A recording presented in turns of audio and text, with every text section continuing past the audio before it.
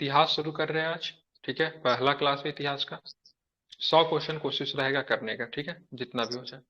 निम्नलिखित में से कौन सा मानव गतिविधियों में सभ्यता के प्रागैतिहासिक काल का सही कालानुक्रम है? ठीक है, तो सबसे पहले पूरा पाषाण काल, फिर उसके बाद बात करेंगे मध्य पाषाण काल, उसके बाद बात करेंगे नव पाषाण काल आता है। ठीक है, सबसे पहले क्या होता है? पूरा पाषाण काल, फिर आएगा मध्य पाषाण काल, फिर आएगा नव पाषाण काल। ठीक है, प्रागैतिहासिक काल को 3 चरणों में विभाजित करते हैं। ठीक है, क्या होता है? पूरा पाषाण काल, मध्य पाषाण काल, मध्य नव पाषाण काल होता है। ठीक है, ध्यान में रखेंगे। ठीक है, बहुत सुंदर। पूरा पाषाण काल की समयावधि की बात करेंगे तो 5 लाख ईसा पूर्व से लेके 10,000 ईसा पूर्व तक मानी जाती है। ठीक है, मध्य पाषाण काल की बात करेंगे 10,000 ईसा पूर्व से 6,000 ईसा पूर्व। से नव पाषाण की बात करेंगे, ठीक है, तो 6,000 ईसा पूर्व से लेके 1,000 ईसा पूर्व तक मानी जाती है। अतः प्रागैतिहासिक काल का सही क्रम की बात करेंगे, सबसे पहले पूरा पाषाण काल, उसके बाद मध्य पाषाण काल, उसके बाद क्या आएगा? नव पाषाण काल आएगा। ठीक है, ध्यान में रखना है। ठीक है, भारतीय पुरातत्व का जनक किसे कहते हैं? आप लोग जानते हैं, इनका नाम बहुत सुंदर अलेक्जेंडर नाम है, अलेक्जेंडर कनिंघम। ठीक है, अलेक्जेंडर कनिंघम को भारतीय पुरातत्व का जनक कहा जाता है। क्यों कहते हैं इनको जनक? ध्यान में, कनिंघम साहब का जन्म 1814 के लंदन में हुआ था। इन्होंने ब्रिटिश अधिकारी के रूप में बंगाल इंजीनियरिंग ग्रुप के साथ काम करने के लिए नियुक्त किया गया था। ठीक है, किसके साथ काम करने के लिए नियुक्त किया गया था? तो बंगाल इंजीनियरिंग ग्रुप के साथ काम करने के लिए नियुक्त किया गया। ठीक है, अलेक्जेंडर कनिंघम भारत में 1861 ईस्वी में भारतीय पुरातत्व सर्वेक्षण ASI की स्थापना की और इसके पहले महानिदेशक भी बनेंगे। ठीक है, तो भारतीय पुरातत्व विभाग का पिता इसलिए कहते हैं क्योंकि अलेक्जेंडर साहब ने 1861 में, ठीक है, भारतीय पुरातत्व सर्वेक्षण आर्कियोलॉजिकल सर्वे ऑफ इंडिया की स्थापना भी की थी। ठीक है, आज का तीसरा प्रश्न, निम्नलिखित में से कौन पुरातात्विक महत्व का पुरापाषाण स्थल है? प्रश्न क्या है? निम्नलिखित में से कौन भारत में पुरातात्विक महत्व का एक पुरापाषाण स्थल है? बात करेंगे कौन है। ठीक है, तो ध्यान में रखेंगे कौन है, तो ध्यान में आपको रखना है। तो ध्यान में हुनसागी है। ठीक है, क्या है? हुनसागी। हुनसागी बड़ा चर्चा मेरा क्यों मिला है चर्चा में? तो यहाँ पे कर्नाटक में राख के ढेर जो थे ना, यहाँ से प्राप्त हुए, दिया ही होगा मैं भी। ठीक है, देखेंगे तो क्या थे यहाँ पे? तो पूरा पाषाण कालीन स्थल हुसनागी कहाँ से मिला? कर्नाटक में है। यहाँ से ज्यादातर चूना पत्थरों से बनाए गए औजार प्राप्त हुए।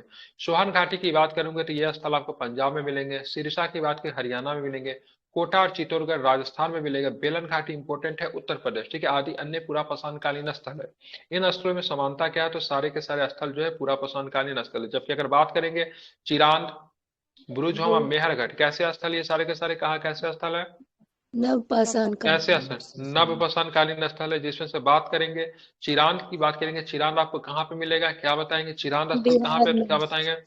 बिहार में ही आपको देखने को मिलेगा। बुरुज होम की बात करें, बुरुज होम कहाँ पे मिलेगा आपको? क्या बताएंगे? कश्मीर। कश्मीर कश्मीर में। ठीक है, मेहरगढ़ की बात की, यह स्थल पाकिस्तान में वर्तमान में पड़ता पाकिस्तान। है। ठीक है, ध्यान में रखना है। अब बात करेंगे और क्या प्रश्न है तो देखेंगे। होमो इरेक्ट, होमो इरेक्ट एक कपाल निम्न में से किस स्थल से प्राप्त हुआ? ठीक है, होमो इरेक्टम, इरेक्टस एक कपाल जो किस स्थान से प्राप्त हुआ है? तो नर्मदा घाटी के हथनोरा से। कहां से प्राप्त हुआ है? नर्मदा घाटी के हथनोरा से। ठीक है, हथनौरा की बात करें मध्य प्रदेश में आपको मिलता है। नर्मदा नदी के किनारे स्थित हथनोरा से होमो इरेक्टम का एक कपाल मिला है। ठीक है, होमो इरेक्टस की बात करें किस युग का है? तो ये पूरा पाषाण काल का है। ठीक है, प्ली एस्टोनिक पीरियड का है। किसका है? तो प्लियोस्टोनिक पीरियड। ठीक है, ध्यान में रखेंगे। ठीक है, हथनौरा में प्राचीन मानव अवशेषों की खोज 1882 में अरुण 1980 शोनकिया ने में किया था। किसने किया था? अरुण अरुण शोनकिया ने। अगर पूछेगा मानव की बसने की, ठीक है, पहला प्रमाण आपको कहाँ पे देखने को मिलता है? तो भारत में नर्मदा घाटी क्षेत्र में ही आपको देखने को मिलता है। निम्नलिखित में से किस स्थल से मध्य पाषाण काल के पशुपालन के प्रमाण मिले हैं? तो कहाँ से मिले? बागोर से मिले हैं। ठीक है, कहाँ से मिले हैं? बागोर से। यह स्थल का नाम भी पूछा जाता है। बागोर कहाँ पे पड़ता है? तो बागोर राजस्थान में मिलता है। ठीक है, मध्य राजस्थान। पाषाण काल में अंतिम चरण में पशुपालन के साक्ष्य प्राप्त होते हैं। कहाँ से होते हैं? तो भारत में पशुपालन का साक्ष्य आदमगढ़ मध्य प्रदेश तथा बागोर राजस्थान से प्राप्त हुए। कहाँ से हुए हैं? तो आदमगढ़ मध्य आदम प्रदेश से भी प्राप्त हुए हैं, राजस्थान के बागौर से भी। कभी भी पूछा जाएगा भारत में पशुपालन के साक्ष्य कहाँ से मिले हैं, तो आदमगढ़ से मिले हैं, बागौर से। फिर अगर कोई आपसे पूछे बताओ आदमगढ़ कहाँ पे है, तो क्या बताएंगे? तो मध्य प्रदेश में मध्य बताएंगे। प्रदेश में। अगर पूछेगा बागौर कहाँ पे, तो क्या बताएंगे? बागौर राजस्थान में राजस्थान। आपको देखने को मिलता है। ठीक है, ध्यान में रखेंगे। ठीक है, ध्यान में रखना है, इंपॉर्टेंट क्वेश्चन है। ठीक है, आगे चलें। जी सर। चलिए, अब आगे चलते हैं। तो आगे क्या प्रश्न है वो भी जरा देखेंगे। तो सबसे पहला प्रश्न हमें दिखता है, किस काल के युग में पत्थर के औजार सबसे पहले पाए गए थे? ठीक है, जाहिर सी बात है, सबसे पहले पूरा पत्थर के औजार पाषाण पूरा काल। पाषाण काल में ही पाए जाएंगे। ठीक है, पूरा पाषाण काल के बाद आपका मध्य पाषाण आएगा, मध्य पाषाण के बाद आपका क्या आएगा? ठीक है, नवपाषाण आएगा। ठीक है, ये सारे जो है पूरे जो हमने बांटा है, हमने काल को जो बांटा है, ठीक है, पत्थर के औजार के ऊपर ही बांटा है। ठीक है, लेकिन जैसे जैसे समय बढ़ते जाएगा पत्थर के औजार और भी ज्यादा क्या नवीन होते जाएंगे, और उनका आकार कैसे होता जाएगा, छोटा होते जाएगा। ठीक है, पूरा पाषाण काल में जो मनुष्य ने जो हथियार का प्रयोग किया, पत्थर के हथियार, वो बड़े थे। मध्य पाषाण काल में छोटे हुए, नव पाषाण काल में बहुत छोटे हुए। ठीक है, ध्यान में रखना है। आप चलते हैं आगे। आप चलेंगे यहाँ पे क्या था। ठीक है, पूरा पाषाण काल में पत्थर के औजार का सबसे पहले पाए गए थे। पूरा पाषाण काल में मानव गुफाओं में रहा करता था। अब पूरा पाषाण काल की बात करेंगे तो पूरा पाषाण काल में मानव की जीविका का मुख्य आधार क्या था, शिकार किया करता था। कोई परीक्षा देने की टेंशन नहीं, कोई कपड़ा पहनने की टेंशन नहीं, कोई खाना बनाने की टेंशन नहीं। सवेरे सवेरे उठना है, जाके शिकार करना है, शिकार ज्यादा हो जाए तो उसको कल के लिए, फ्यूचर के लिए जमा करके रख लेना है। बस यही था, शिकार करना है, खाना है, पीना है, सो जाना है। ठीक है, और कोई भी टेंशन नहीं। ठीक है, रॉबर्ट ब्रूस पहले व्यक्ति थे जिनके द्वारा भारत में 1863 में पूरा पाषाण काल के औजारों की खोज की गई थी। ठीक है, रॉबर्ट ब्रूस फर्स्ट व्यक्ति थे। कब किया गया था, 1863 में। ये आपको ध्यान में रखना है, आपके लिए इंपॉर्टेंट हो सकता है। ठीक है, इतिहास के आरंभिक काल में निम्नलिखित को क्या कहा जाता है। इतिहास के आरंभिक काल की बात करेंगे तो उनको क्या बोलते हैं, इतिहास के आरंभिक काल को पूरा पाषाण काल के नाम से जानते हैं। ठीक है, क्या था, तो भारतीय पाषाण कालीन संस्कृति को विद्वानों ने 3 काल में पार्टिसिपेट किया। एक है पूरा पाषाण, दूसरा है मध्य पाषाण, और तीसरा है नव पाषाण। इतिहास में सबसे पहले युग को पूरा पाषाण काल कहा जाता है। सोहन नदी घाटी, बेलन नदी घाटी, नर्मदा नदी घाटी, पूरा पाषाण कालीन संस्कृति के अवशेष आपको देखने को मिलते हैं। ठीक है, तो पूरा पाषाण कालीन के अवशेष आपको सोहन घाटी, सोहन नदी घाटी कहाँ पे मैंने बताया था, सोन नदी घाटी पंजाब में, हाँ ठीक है। सब बेलन नदी घाटी यूपी में, यूपी उत्तर प्रदेश में। ठीक है, जब जो भी बताता हूँ उसको ध्यान से सुना कीजिए, इंपॉर्टेंट है। ठीक है, नर्मदा नदी घाटी, ये सारे के सारे पूरा पाषाण कालीन संस्कृति का अवशेष है। पूरा पाषाण काल में औजार एवं हथियार मध्य प्रदेश में। ठीक है, औजार एवं हथियार कुल्हाड़ी, बेदनी, छेदनी, खुरचनी आदि बनते थे। अब आगे चलेंगे। कार्बन डेटिंग निम्न का आयु निर्धारण करने पर प्रयुक्त है। कार्बन डेटिंग से किसका आयु निर्धारण करते हैं, ठीक है, जीवाश्म के आयु निर्धारण करते हैं। ठीक है, कार्बन डेटिंग को, ठीक है, रेडियो कार्बन डेटिंग या फिर कार्बन 14 पद्धति के नाम से भी जानते हैं। ध्यान में रखना है क्या होता है, तो जीवाश्मों और पुरातात्विक नमूनों की आयु निर्धारण के लिए कार्बन डेटिंग का उपयोग किया जाता है।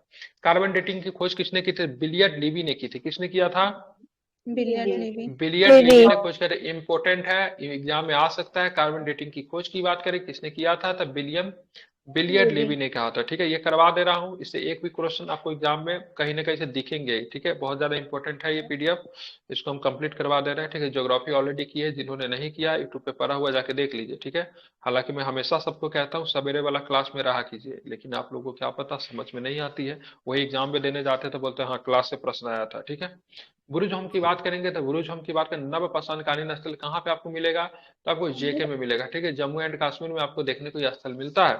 नवपाषाण कालीन स्थल क्या क्या यहाँ पे आपको इंपोर्टेंस पाए जाते हैं, तो यहाँ पे मतलब बुरुज होम जम्मू कश्मीर मिलेगा। क्या है यहाँ पे इंपोर्टेंस, तो यहाँ पे देखोगे गर्तावास भी आपको देखने को मिलता है। मनुष्य के साथ कुत्ते के दफनाने का भी साक्ष्य आपको देखने को मिलता है। हड्डी के भी औजार आपको मिलता है। कम्युनिटी चूल्हा का भी ध्यान ध्यान में, कम्युनिटी चूल्हा क्या होता है, मतलब समूह वाला बहुत चूल्हा। सारे हम्म, खाना हाँ कम्युनिटी चूल्हा भी आपको यहाँ पे देखने को मिलता है। ठीक है, ध्यान में रखेंगे। ठीक है, बात करेंगे बुरुज होम में अनेक गर्तावास मिले हैं, मृदवान मिले, हड्डी के औजार प्राप्त हुए, मानव कंकाल के साथ कुत्ते के कंकाल भी बुरुज होम से ही मतलब क्या हुए, प्राप्त हुए हैं। ठीक है, इसको आपको ध्यान में रखना है। निम्न में से किस पुरातात्विक स्थल में गर्तावास के प्रमाण मिले हैं, द सिंपल क्वेश्चन, तो क्या बताएंगे, बुरुज होम से मिले। जम्मू कश्मीर के स्थित बुरुज होम के लोग गड्ढे के नीचे घर बनाते थे, इनको गर्तावास कहते थे, या गर्तावास में डायरेक्ट कूद जाते थे कि सीढ़ी वगैरह लगा हुआ था आने निकलने के लिए, लगाया कि हुआ उड़ना जानते थे, बिल्कुल सीढ़ी भी लगा हुआ था नीचे जाने के लिए। ठीक है, ध्यान में रखेंगे।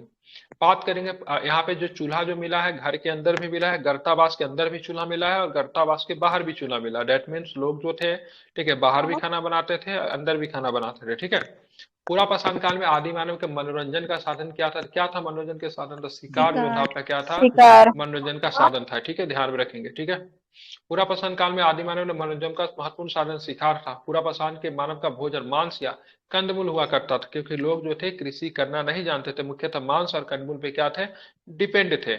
पाषाण काल के मानवों के सर्वाधिक महत्वपूर्ण खोज की बात करेंगे तो पाषाण काल के मानवों की सबसे प्रमुख खोज की आग की खोज थी। लेकिन मनुष्य ने आग की खोज तो पाषाण काल में किया, लेकिन इसका प्रयोग कब किया था, तो नव पाषाण काल में मनुष्य ने आग का प्रयोग करना सीख गए। ठीक है, ध्यान में रखेंगे। नवपाषाण काल आपके लिए इंपोर्टेंट हो सकता है। हड्डियों से निर्मित आभूषण भारत में मध्यपाषाण काल में संदर्भ में प्रत्पात कहाँ से मिला? हड्डियों से निर्मित आभूषण कहाँ से मिला है? तो महदहा से मिला है। ठीक है, कहाँ पे मिलेगा? महदहा की बात करेंगे तो उत्तर प्रदेश के प्रतापगढ़ जिले में स्थित महदहा से बड़ी संख्या में हड्डियों में सिंगों से बने उपकरण आपको प्राप्त होते हैं। इसी महदवा से बुचर खाने के भी अवशेष आपको देखने को मिले हैं। आगे चलेंगे, उच्च पुरापाषाण कालीन हड्डी की बनी मातृ देवी की प्रतिमा कहाँ से मिली है? उच्च पुरापाषाण कालीन हड्डी से बनी मातृ देवी की प्रतिमा की बनेगी कहाँ से मिला है? तो ध्यान रखिए आपको बेलन घाटी से मिला। बेलन घाटी कहाँ से मिलती है? उत्तर प्रदेश। नर्मदा घाटी मध्य प्रदेश, सोन घाटी आपको मध्य प्रदेश में मिलता है, गोदावरी घाटी आपको कहाँ पे मिलेगा? महाराष्ट्र में मिलेगा। तो बेलन घाटी उत्तर प्रदेश से बनी मातृ देवी की प्रतिमा उत्तर प्रदेश के बेलन घाटी से प्राप्त होती है। बेलन घाटी की खुदाई किसने की थी? जी.आर. शर्मा ने की थी। किसने की थी? जी.आर. शर्मा। ये क्या था? ये घाटी वगैरह क्या था? तो मनुष्य के द्वारा बनाई गई बस्तियां थी। क्या थी ये? मनुष्य ने जो बस्ती को विकसित किया और रहने लगे उसको क्या बोलते हैं? यहीं पे मतलब उनके द्वारा बस्ती को मतलब क्या किया गया था? विकसित किया गया था। ठीक है, इसको आपको ध्यान में रखिएगा। ठीक है, मनुष्य के द्वारा बस्ती को विकसित किया गया था रहने के लिए। ठीक है, आगे चलेंगे तो आगे क्या प्रश्न है वो भी जरा देखते हैं, बात करते हैं। ठीक है, क्या है? तो मध्यपाषाण युगी लोगों ने सबसे पहले किस जानवरों को पालतू पशु बनाया? ठीक है, तो सबसे पहले किसे बनाया था? कुत्तों को बनाया। ठीक है, ध्यान रखें, मध्यपाषाण कालीन लोगों ने सबसे पहले किस जानवर को पालतू पशु बनाया था? ठीक है, ध्यान में, कुत्तों को बनाया। ठीक है, ध्यान में रखेंगे, मध्यपाषाण कालीन लोगों ने सबसे पहले कुत्तों को पालतू पशु बनाया। ठीक है, ध्यान में रखेंगे, पाषाण काल के उस अवधि को संदर्भित करता है जब पत्थर का उपयोग उपकरण बनाने के लिए किया जाता था। ठीक है, ध्यान रखेंगे, तब मध्यपाषाण कालीन लोगों ने, ठीक है, कुत्ता को पालतू बनाएगा मध्यपाषाण काल में। ठीक है, लोगों ने सबसे पहले कुत्ता को पालतू बनाया। और पाषाण काल उस अवधि को संदर्भित किया जब पत्थर का उपयोग उपकरण बनाने के लिए किया जाता। कुत्ता भी जो था नॉर्मल कुत्ता नहीं था। ठीक है, ऐसा नहीं कुत्ता को बिस्किट देने के बाद, चॉकलेट देने के बाद एनसीईआरटी बजाते कैसा, नहीं, कुत्ता बड़ा खूंखार हुआ करता था, डेंजरस कुत्ता हुआ करता। धीरे धीरे उसको मतलब पालतू बनाएगा, उसको टेम बनाएगा, उसको लालच देके उसको, लेकिन कुत्ता उस समय भी लालची था, आज भी लालची है। ठीक है, तो उसको मतलब क्या दिया गया? उनको खाने पीने का चीज देके मतलब उसको क्या किया? 6 क्लास का जब एनसीईआरटी पढ़ा रहा हूँ ना, अभी तो ज्योग्राफी शुरू किया हो तो उसमें बताएंगे। ठीक है, तो लाइन बाय लाइन जब बताएंगे उसको 6 क्लास एनसीईआरटी, तो उसमें बराबर के साथ लिखा मनुष्य के द्वारा उसको पालतू बनाएगा। इन कुत्ता जो था बिल्कुल उस समय बहुत डेंजरस कुत्ता हुआ करता था। ठीक है, प्राचीन काल में कमकार शब्द का संबंध किससे? प्राचीन काल में तो भूमिहीन खेतिहर मजदूरों से। ठीक है, कमकार। ठीक है, तो कमकार शब्द अभी भी प्रयोग होता है, उस समय भी होता था, इसको ध्यान रखें। कमकार की बात की, एक तमिल शब्द है। प्राचीन काल में कमकार शब्द का संबंध भूमिहीन खेतिहर मजदूरों से था। ये लोग जमींदार के खेतों में कार्य करते थे और इन लोगों का नगद या वस्तु के रूप में भुगतान दिया जाता था संभवतः। ठीक है, मेहरगढ़ में कपास की खेती प्रारंभ हुई थी, कब हुई थी?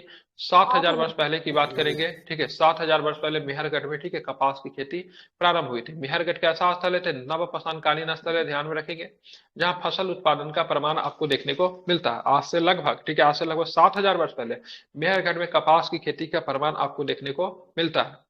लौह ई का यह नाम इसलिए दिया गया क्योंकि इस समय के दौरान मध्य पूर्व और दक्षिण पूर्व यूरोप में औजारों और हथियारों का मुख्य रूप से, ठीक है, मुख्य रूप से, ठीक है, डैश की जगह लोहे का इस्तेमाल होने लगा। ठीक है, तो ध्यान रखें किसके जगह पे है? तो ध्यान में कांसे की जगह पे। ठीक है, लौह युग में मतलब क्या होगा? सबसे पहले मनुष्य जो थे पत्थर के औजार बनाएंगे, फिर हम लोग किसमें आएंगे? कांस के साथ आएंगे।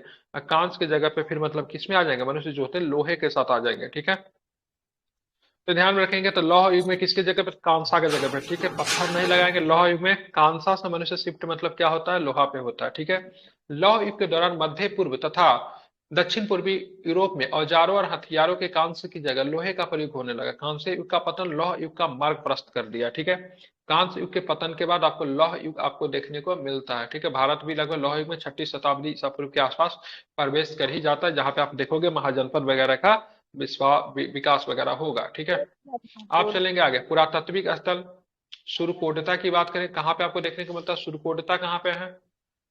पंजाब में। कहाँ पे है? पंजाब में है। ठीक है, गुजरात में पड़ता ही पड़ते हैं। ठीक है, पूरा कहानी सुना दिए या पूरा मतलब 3 बार 4 बार इंडस वैली सिविलाइजेशन पढ़ा दिया। इंडस वैली का कौन सा स्थल कहाँ पे ये पता नहीं है आप लोग को? सर याद सुरकोटता की बात करेंगे, गुजरात के कच्छ में स्थित हड़प्पा कालीन स्थल है। ठीक है, यहाँ से क्या मिला? सुरकोटता क्यों प्रसिद्ध है? यहाँ से घोड़े की हड्डियां के साक्ष्य मिले हैं। ठीक है, ध्यान रखेंगे, गुजरात में स्थित धौलागिरी की बात करें, ये भी एक हड़प्पा स्थल है। ठीक है, इसकी खोज किसने की थी? जेपी जोशी ने की थी, 1967-68 में की थी। क्यों जाना जाता था धौलागिरी? तो धौलागिरी, ठीक है, ये लोग पानी को मतलब किस तरीके से मतलब उन्नत जल प्रबंधन प्रणाली के बारे में जानते थे। ठीक है, धौलागिरी की बात यूनेस्को के द्वारा, ठीक है, 40वां, ठीक है, स्थल भी घोषित किया गया है। ध्यान में रखेंगे, विश्व धरोहर स्थल 40 नंबर का। उसका भी मतलब लोथल के तरह बंदरगाह था ना। धौलावीरा में ही बंदरगाह था।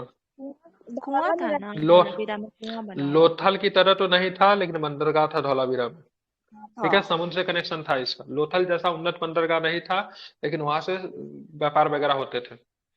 बात सुने, बात के धौलागिरी से होता है, कोटी डीजी से होता था, ठीक है, लोथल से होता था। उसके बाद और भी एक दो स्थल है जहां से व्यापार वगैरह होता, जिनका भी कनेक्शन समुद्र से था सबका होता था। ठीक है, ध्यान में रखेंगे। कोटी डीजी का भी होता था। इसका एक और भी है जिसमें भी हाल फिलहाल में मोदी जी ने स्ट्राइक किया था कुछ दिन पहले। कौन सा स्ट्राइक हुआ था? बालाकोट। ठीक है, बालाकोट, बालाकोट भी था। ये सब स्थल से व्यापार होता था। वर्ष 1944 में भारतीय पुरातत्व सर्वेक्षण, लेकिन उन्नत बंदरगाह की बात करेंगे ना तो वो आपका लोथल में ही था। ठीक है, उन्नत। ठीक है, वर्ष 1944 में भारतीय पुरातत्व सर्वेक्षण के महानिदेशक के रूप में किसने पदभार संभाला और हड़प्पा की खुदाई का जिम्मा लिया? तो किसने था, क्या नाम था उसका? व्हीलर। ठीक है, क्या नाम था उसका? व्हीलर था। ठीक है, ध्यान में रखेंगे। एम व्हीलर ने 1944 में भारतीय पुरातत्व सर्वेक्षण के महानिदेशक के रूप में पदभार संभाला। एम व्हीलर ने अपने कार्यकाल के दौरान हड़प्पा, अरिकामेडु, ब्रह्मगिरी जैसे ऐतिहासिक स्थलों की खुदाई करवाई। ठीक है, बात करेंगे भारतीय पुरातत्व सर्वेक्षण की स्थापना 1861 में हुआ था। किसने किया था? कनिंगम ने किया था। ठीक है, ध्यान में रखेंगे। एक इंजीनियर के तौर पे काम करने आए थे, ठीक है, लेकिन बाद में जाके, ठीक है, 1861 में एएसआई की स्थापना करते, इसलिए भारतीय पुरातत्व के पिता के रूप में इनको जानते हैं। कनिंगम जो थे इनके पहले महानिदेशक भी थे। निम्नलिखित में से कौन सा हड़प्पा स्थल हरियाणा में है? तो आप लोग जानते हैं राखी गढ़ी जो मिलेगी हरियाणा में मिलेगी, लेकिन एग्जाम में ये नहीं काफीगढ़ी। पूछता, पूछेगा बताओ राखी गढ़ी हरियाणा में है, वो बात तो ठीक है, लेकिन हरियाणा के किस जिला में है? आजकल का पैटर्न चेंज हुआ है। तो कहाँ पे मिलेगा? हरियाणा के आपको हिसार। हिसार जिले में आपको देखने को मिलेंगे। कालीबंगा की बात करेंगे, ये भी हड़प्पा स्थल को राजस्थान में मिला। क्यों इंपोर्टेंट है? तो यहाँ से आप देखोगे जूते हुए खेल के मतलब क्या मिले, साक्ष्य आपको क्या मिलते हैं, प्राप्त होते हैं। धौलावीरा की बात करेंगे, धौलावीरा गुजरात में मिलता है। ठीक है, हड़प्पा सभ्यता का एक एकमात्र स्टेडियम, खेल का मैदान भी आपको मिला है। धौलावीरा से और क्या मिला है तो ध्यान रखेंगे, ये मतलब क्या था, तो यहाँ पे उन्नत जल प्रबंधन प्रणाली भी विकसित थी। ठीक है, खेल का मैदान भी आपको मिला, एकमात्र स्टेडियम जो मिला है धौलावीरा से ही आपको गुजरात में आपको देखने को मिलता है। ठीक है, कहाँ पे था? तो गुजरात के कच्छ के रण में आपको धौलावीरा आपको देखने को मिलेगा। ठीक है, बात करेंगे सिंधु सिंधु सभ्यता के लोग गैस बनाने के लिए तांबे और टीन का प्रयोग करते थे। तांबे और टीन से क्या बना देंगे? तो कांस्य बनाते थे। तो से। तांबे और टीन मिला के मतलब क्या? कांस्य बनाते, इसलिए इसको क्या बोलते हैं? कांस्य युगीन सभ्यता के नाम से भी जाना जाता है। ये भी आपको ध्यान में रखना है। कांस्य युगीन क्या कहते हैं? तो कांस्य युगीन सभ्यता के नाम से इंडस वैली सिविलाइजेशन को जानते हैं। ये भी आप ध्यान में रख सकते हैं, इंपॉर्टेंट रहेगा आपके लिए। ठीक है, सर बात करेंगे आगे। तो बताइए। मुझे कांच कांच को कहते हैं ना। नहीं नहीं नहीं, कांस कांच को नहीं कहते हैं। कॉपर और टीन के बनता है मिश्र कॉपर और धातु। टीन को मिलाते हैं। ठीक है, मिश्र धातु है ये। एलॉय कॉपर और टीन को मिलाने से, ठीक है, कांस उसको बोलते हैं। ठीक है, अरे बन तो ब्रॉन्ज बर्तन सर, वगैरह नहीं ब्रॉन्ज। देखे हैं? ब्रॉन्ज नहीं देखे हैं? मेडल नहीं बनता। हाँ, आगे चलेंगे। सिंधु घाटी के लोग कांस्य बनाने के लिए तांबे एवं टीन का प्रयोग करते थे। सिंधु घाटी सभ्यता हड़प्पा स्थल की खोज 1921 में दयाराम साहनी ने की थी। ये वर्तमान में कहाँ पे स्थित है? तो ये वर्तमान में पाकिस्तान में स्थित है। ठीक है, सिंधु घाटी सभ्यता का प्रमुख केंद्र हड़प्पा होने के कारण इसे हड़प्पा का सभ्यता भी कहते हैं। रेडियो कार्बन 14 विधि के अनुसार हड़प्पा सभ्यता का काल 2300 ईसा पूर्व से लेकर 1700 ईसा पूर्व तक माने 1750। 2350 भी दिया रहेगा तो गलत नहीं, अलग अलग लोगों ने अलग अलग समय माना, इसी से प्रश्न पूछता भी नहीं है। और इसे अगर एग्जाम में आएगा तो ध्यान रखें 2250 से लेके 2250 से लेके 1750 लेता है बहुत जगह पे। ठीक है, आप लोगों ने क्या पढ़ा है? बहुत जगह पे 2300 से लेके 1750 भी लेता है। ठीक 1750। है, 1750 मोहनजोदड़ो कहाँ स्थित है? तो मोहनजोदड़ो की बात है सिंध में आपको देखने को मिलता है। मोहनजोदड़ो पाकिस्तान के सिंध प्रांत के लड़काना जिले में, कौन सा जिला? लड़काना जिले में आपको देखेंगे। किस नदी किनारे? सिंधु नदी के किनारे पे स्थित है। मोहनजोदड़ो का शाब्दिक अर्थ लोकल भाषा में मृतकों का टीला होता है। मोहनजोदड़ो के स्थल की खोज 1922 में की गई। किसने किया था? तो राखल दास बनर्जी ने की थी। क्या इंपोर्टेंट है? मोहनजोदड़ो से बृहद स्नान घर के साक्ष्य आपको देखने को मिले हैं। ठीक है, बात करें हड़प्पा सभ्यता का कौन सा असर विशिष्ट रूप से मनके बनाना, सीप काटना, धातु की वस्तुएं बनाना, मुहर बनाना, तराजू का निर्माण आदि करना सहित कई प्रकार का शिल्प उत्पादन के लिए प्रसिद्ध है। मतलब मुख्य रूप से व्यापारिक क्षेत्र था। तो ये जगह की बात करेंगे, चहुंदरो था। कौन था? चहुंदरो था। ठीक है, ध्यान रखेंगे। तो क्या बात करेंगे? चहुंदरो की बात करेंगे तो ध्यान में रखेंगे तो ये चहुंदरों से मनके बनाने, शीप काटने, मुहर बनाने, तराजू बनाने आदि के साक्ष्य प्राप्त हुए। लोथल तथा कालीबंगा से क्या मिला? अग्नि कुंड मिला, फायर अल्टर।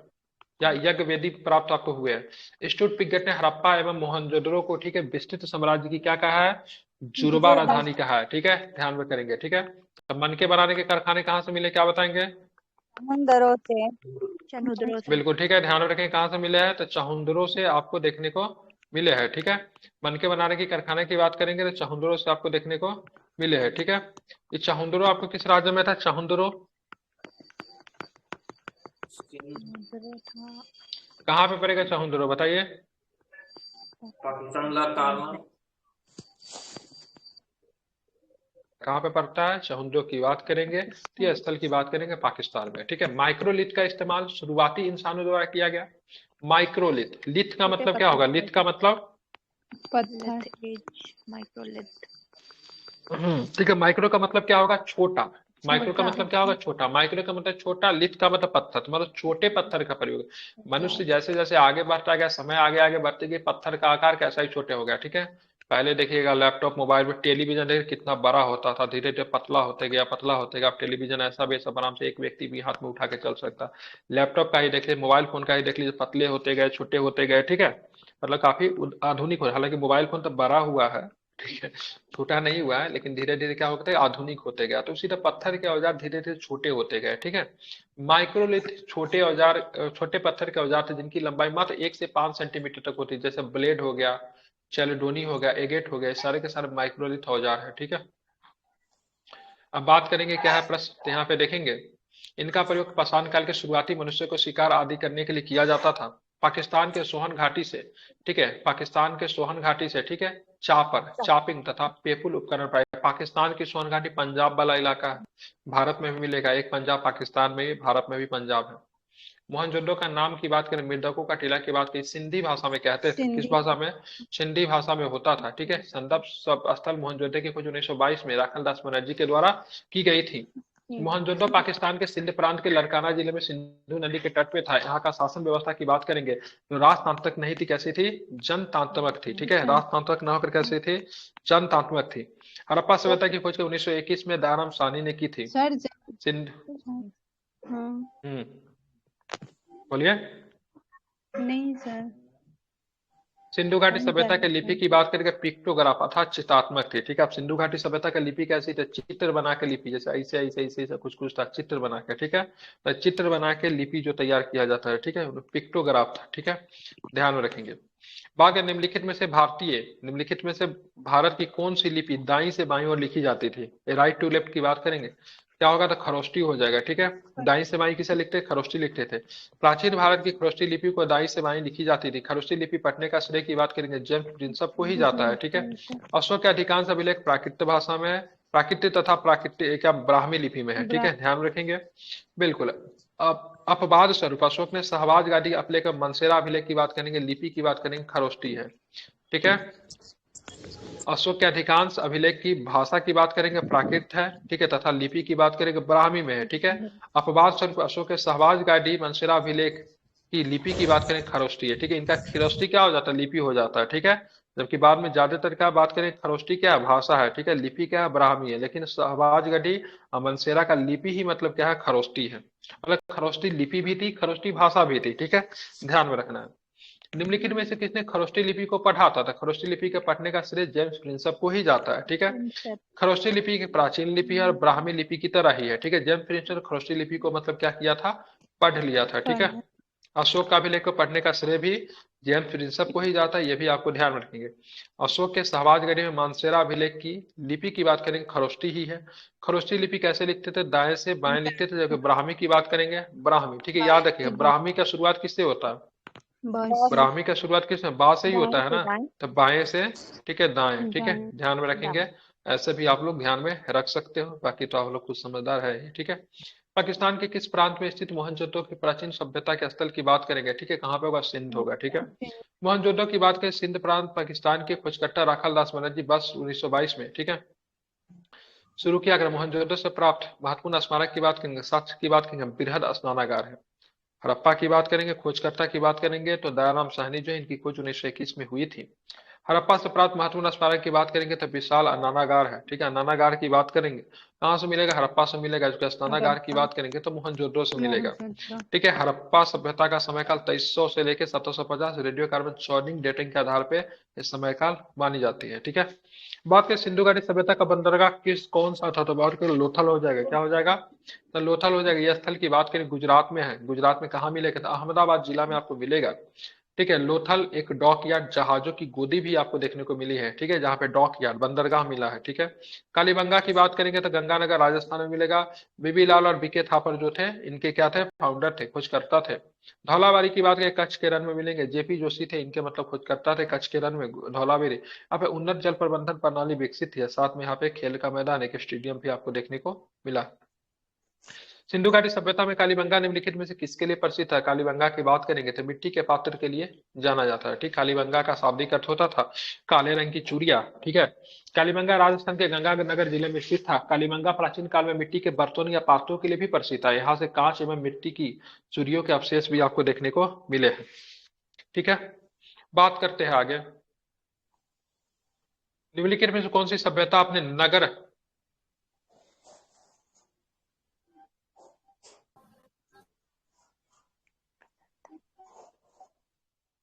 नियोजन के लिए प्रसिद्ध है, सिंधु घाटी बिल्कुल ठीक सभ्यता। है, तो कौन हो जाएगा, सिंधु घाटी सभ्यता, ठीक है। ध्यान रखें, हड़प्पा या सिंधु घाटी सभ्यता की नगरीय सभ्यता थी।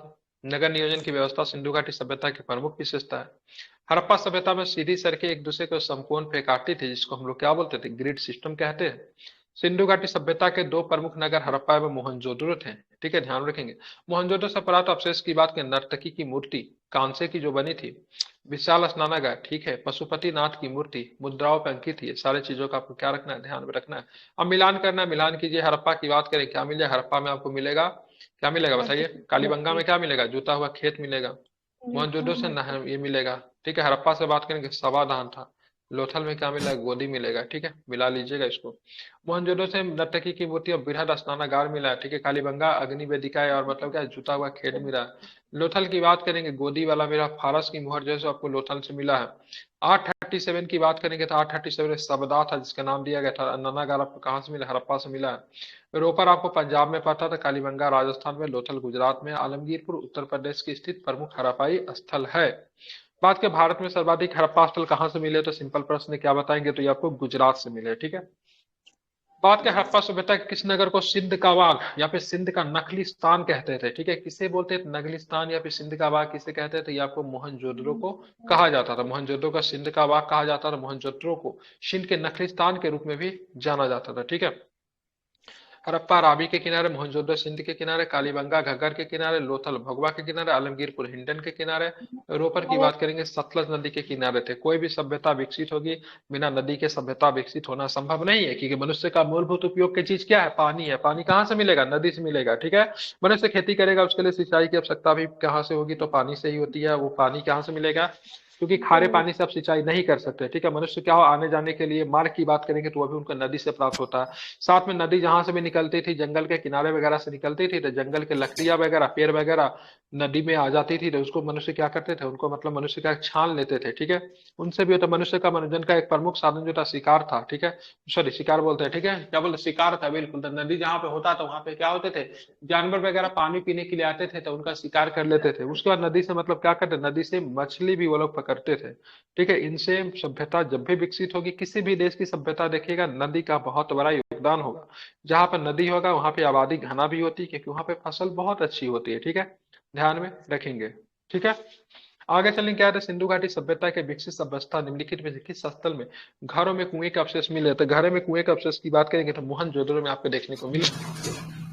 सिंधु घाटी सभ्यता के विकसित अवस्था में मोहनजोदड़ो के घर से कुएं के अवशेष मिले हैं। कालीबंगा की बात करें, राजस्थान में जूते हुए खेत के साक्ष्य मिले हैं, ठीक है। लोथल की बात करेंगे, अहमदाबाद गुजरात में भगवा नदी के किनारे तट पे स्थित है। लोथल के खोजकर्ता की बात करेंगे, RS राव साहब जो है लोथल के क्या है, खोज करता है, ठीक है। बात करें किस स्थल से अस्थायी जीवन के प्राचीनतम प्रमाण मिले, तो कहाँ से मिले अस्थायी जीवन के प्रवंचन परिणाम की बात करेंगे, मेहरगढ़ से मिले। लेकिन मैं ये बता देता, मेहरगढ़ इंडस वैली सिविलाइजेशन का स्थल नहीं था, point to be noted.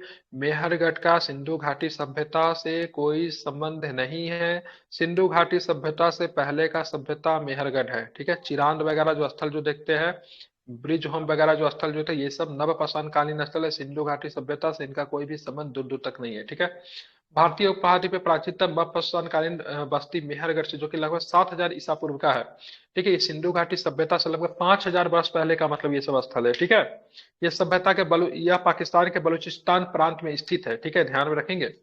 Mehrgarh से कृषि एवं पशुपालन के साक्ष्य प्राप्त हुए हैं। अस्थायी जीवन के प्राचीनतम साक्ष्य मेहरगढ़ से मिले हैं। गैरत वालों की नवीनतम शोधों के अनुसार दक्षिण पूर्वी एशिया का भारतीय महाद्वीप में प्राचीनतम कृषि के साक्ष्य 9000 से 7000 ईसा पूर्व, जिसका नाम है लहुरा देव, ठीक है। लहुरा देव की बात करेंगे, उत्तर प्रदेश में जगह मिला है, जो कि मतलब क्या है, प्राचीनतम कृषि का स्थान इसे माना जाता है, ठीक है। अगर ऑप्शन में लहुरा देव रहे तो आप लहुरा देव मारेंगे प्राचीनतम कृषि के साक्ष्य के रूप में, लेकिन अगर लहुरा देव अगर नहीं रहे, ठीक है, तो ध्यान में रखेंगे क्या मारेंगे, मेहरगढ़। मेहरगढ़ मारेंगे। अगर दोनों ऑप्शन में अगर है तो यू शुड गो थ्रू लहुरा देव, ठीक है, ध्यान में रखेंगे, ठीक है, समझ गए। सर मेहरगढ़ हम्म ना रहे, यूपी दे या फिर मतलब पाकिस्तान दे, ऐसे में। हम आम समझा रहे हैं क्या, बोल तो रहे सो लहुरा देव तो यूपी को ही ना, पाकिस्तान को थोड़ी ना इंडिकेट करेगा।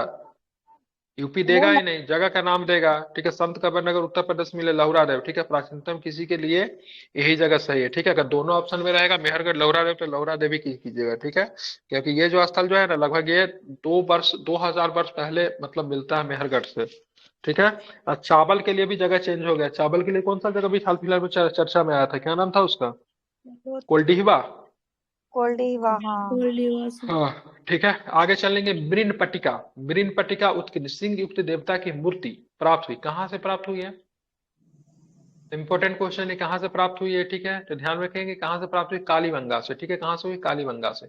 कालीबंगा राज मृण पट्टिका पे, ठीक है, उत्कीर्ण सिंह युक्त देवता की मूर्ति प्राप्त हुई है। कालीबंगा से प्राप्त अन्य साक्ष्य काली चूड़िया, जूते हुए खेत, 7 अग्नि वेदिकाएं, बेलनाकार मुहर। ये एग्जाम में पूछता है बेलनाकार मुहर कहाँ से मिले हैं, तो ध्यान रखें कालीबंगा से मिला है। कहाँ से मिला बेलनाकार मुहर, तो कालीबंगा से जो मुहरे जो प्राप्त हुई कैसी थी, बेलनाकार मुहरे थी, ठीक है, ध्यान में रखेंगे। अब मुहरे जो थी एक प्रतीक चिन्ह के रूप में व्यापार किया जाता था, मुहर जो था व्यापार वगैरह में प्रयोग होता था मुहर का, ठीक है। चिन्ह बनाने के लिए, प्रतीक बनाने के लिए, पहचान के लिए मुहरे का, मुहर इज नॉट मुद्रा, मुद्रा नहीं था मुहर, ठीक है। मुद्रा था ही नहीं उस समय, ठीक है। मुहर दूसरा चीज है, ठीक है।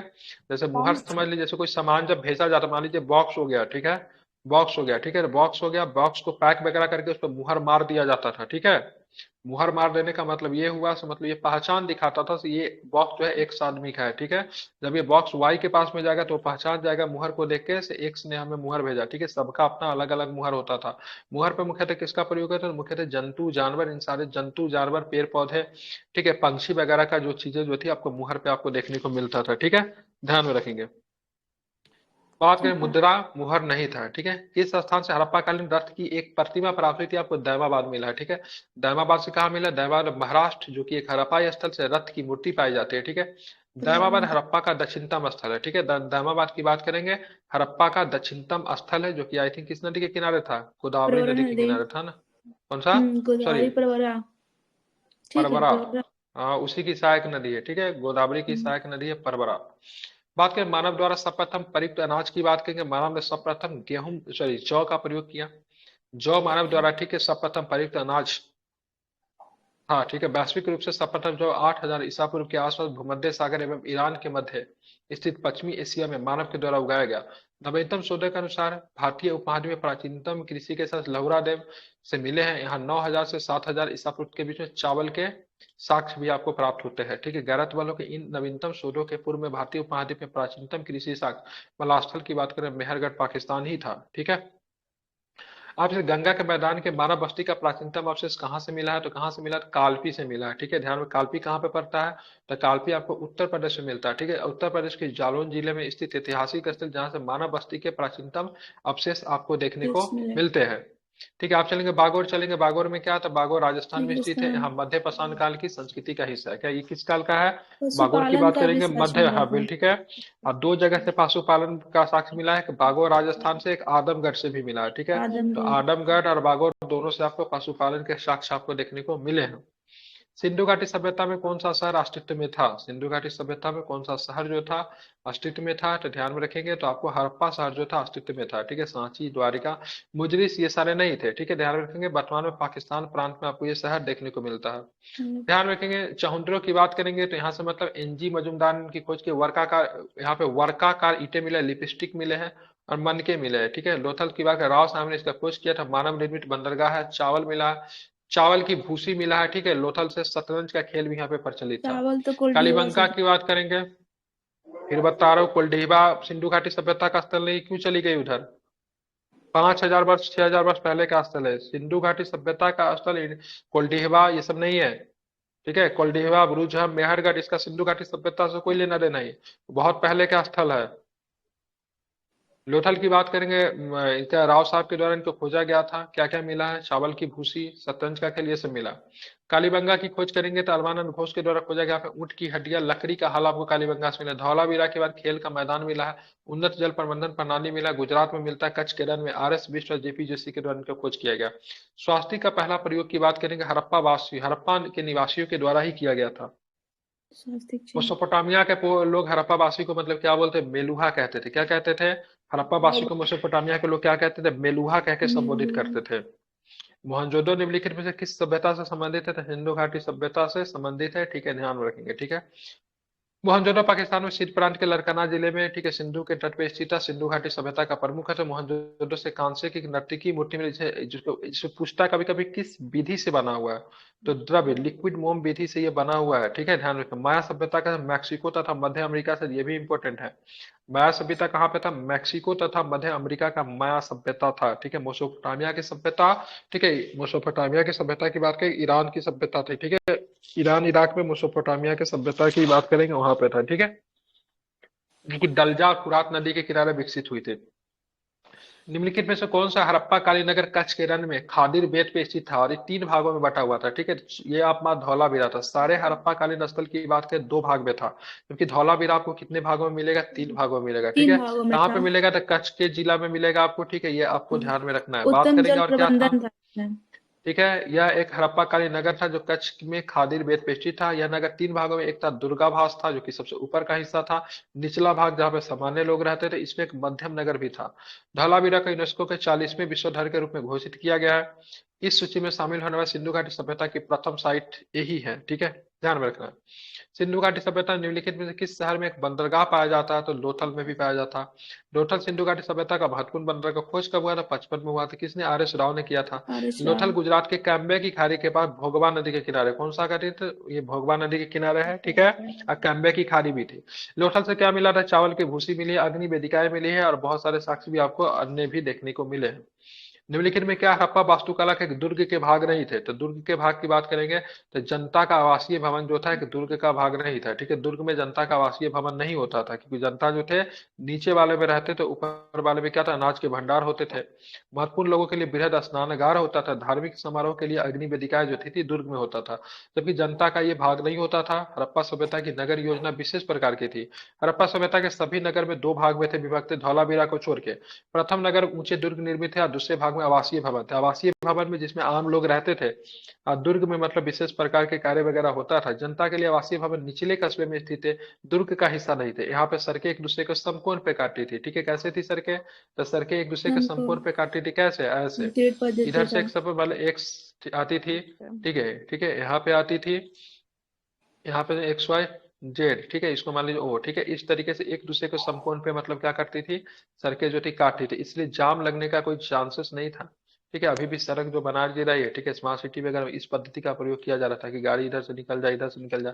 सारे शहर को इसी तरीके से सड़कें को बनाते थे, ठीक है। ग्रिड पद्धति का प्रयोग होता था यहाँ पे, ठीक है। काफी उन्नत प्रणाली था इन लोगों का, ठीक है। बात के घरों के दरवाजे मुख्य सड़कों की तरफ नहीं खुलते थे, बल्कि बल्कि मुख्य सड़क से जुड़ी हुई सकरी गली में खुलते, ठीक है। घर का दरवाजा तो मुख्य सड़क में नहीं खुले, लेकिन एक जगह का दरवाजा होता घर के सड़के की तरफ, मतलब दरवाजा खुलती थी, किसकी जो थी? दुर्ग रहित था।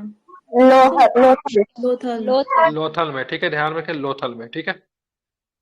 ऋग वैदिक काल में रावी नदी को क्या बोलते हैं? रावी नदी को बात करेंगे, परुशनी के नाम से रावी पुष्करणी। नदी को जानते हैं, ठीक है, ध्यान में रखेंगे, ठीक है, बिल्कुल, ठीक है, ध्यान में रखना है। उसके बारे में बात करें कुछ चीजें, ठीक है। प्राचीन भारत में ऋग वैदिक काल की नदियां के नाम इस प्रकार से एग्जाम में पूछा। अस्कनी चिनाब को बोलते थे, बिपाशा ब्यास को बोलते थे, विशिष्टा झेलम को बोलते थे, परुशनी रावी को बोलते थे, सादानीरा गंडक को बोलते थे, गोमती को गोमल बोलते थे। लेकिन गोमती जो है वर्तमान में लखनऊ वाला गोमती नहीं है, ये गोमती अफगानिस्तान की तरफ हिंदुकुश पर्वत से निकलती थी, ठीक है, वो गोमती है। गंडक को सादानीरा बोलते थे, ठीक है। ध्यान रखेंगे। बार वेद त्रयी में क्या होता था, यजुर्वेद को अथर्ववेद को छोड़ के सारे के सारे वेद त्रयी में आते हैं, ठीक है, ये आपका वेद त्रयी है, ठीक है, ध्यान में रखेंगे, ठीक है। ऋग्वेद, यजुर्वेद, सामवेद को वेद त्रयी कहा जाता था। वेद के 4 प्रकार होते हैं, संहिता, ठीक है, ब्राह्मण ग्रंथ, आरण्यक और उपनिषद, ठीक है। वेद के क्या है, 4 प्रकार थे, संहिता आते थे, ठीक है, ब्राह्मण ग्रंथ आते थे, आरण्यक आते थे, उपनिषद आते थे, ठीक है। प्रत्येक वेद के 4 प्रकार होते हैं। ऋग्वेद में कितने मंडल है, 10 मंडल है। ऋग्वेद के 3रे मंडल में गायत्री मंत्र है, जिनके रचनाकर की बात करेंगे तो विश्वामित्र थे, ठीक है।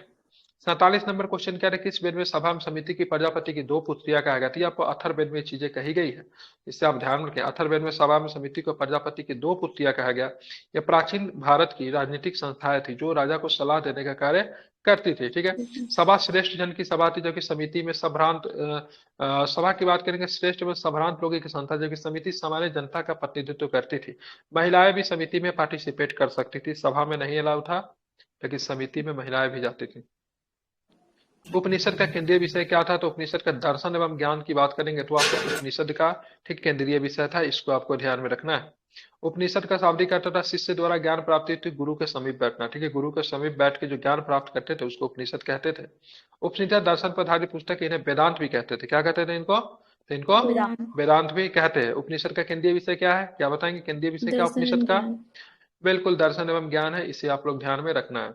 आप चलेंगे आगे, ऋग्वेद का ब्राह्मण ग्रंथ की बात करेंगे। क्या है ऋग्वेद का ब्राह्मण ग्रंथ, क्या है, तो क्या बताएंगे, तैत्तिरीय ब्राह्मण ग्रंथ है, ठीक है। वेद के 4 भाग होते हैं, पहले बताए संहिता होता, ब्राह्मण ग्रंथ होता, आरण्यक होता, उपनिषद होता। आरण्यक की रचना कहाँ पे की गई, छत पे बैठ पे की गई थी, जंगल में की गई थी। आरण्यक की रचना कहाँ पे की गई थी, जंगल में की गई थी, आरण्यक की देवता, ठीक है, ध्यान रखेंगे। अब बात करें, यहाँ पे देखिएगा ऋग्वेद के कौन कौन है, 2 है, ऐतरेय और कौशितकी। किसकी है ब्राह्मण ग्रंथ, ऋग्वेद का क्या है, ऐतरेय और कौशितकी। सामवेद की बात करें पंचविश और षंडविश, ठीक है। सामवेद का क्या है बताइए, यजुर्वेद की बात करेंगे क्या है, यजुर्वेद के सतपथ ब्राह्मण और मतलब तैत्तिरीय ब्राह्मण, ठीक है। क्या है, बात करें यजुर्वेद के क्या है, सतपथ ब्राह्मण और तैत्तिरीय ब्राह्मण, ठीक है। जबकि अथर्ववेद की बात करें, अथर्ववेद का वन एंड ओनली इसका केवल एक ही गोपथ है, ठीक है। मैं फिर से रिपीट कर रहा हूँ, सुन लेंगे। ऐतरेय ब्राह्मण कौशितकी ब्राह्मण किसका है, तो क्या बताएंगे, ऋग्वेद का, ठीक है। पंचविश ब्राह्मण और षंडविश ब्राह्मण किसका है, तो क्या बताएंगे, सामवेद का, ठीक है। सतपथ ब्राह्मण, तैत्तिरीय ब्राह्मण की बात करें किसका है, तो क्या बताएंगे, बिल्कुल, ठीक है। और अथर्ववेद का मात्र एक ही है, ठीक है, क्या है, गोपथ ब्राह्मण है, ठीक है। तो इंपॉर्टेंट है, आप इसे याद रखें। ऋग्वेद का केंद्रीय विषय की बात करें क्या है, तो ध्यान में रखेंगे ईश्वर की महिमा है। क्या है यहाँ पे, ईश्वर की महिमा है। भारतीय परंपरा में कुल 4 वेद होते हैं, एक ऋग्वेद होते हैं, यजुर्वेद होते हैं, सामवेद और अथर्ववेद होते हैं। इन वेदों का केंद्रीय विषय की बात करेंगे, सुन लीजिए, इंपॉर्टेंट प्रश्न है, बहुत कंफ्यूजन होता है, गलती भी आप लोग करते हो। ऋग्वेद में क्या है, ईश्वर की महिमा है।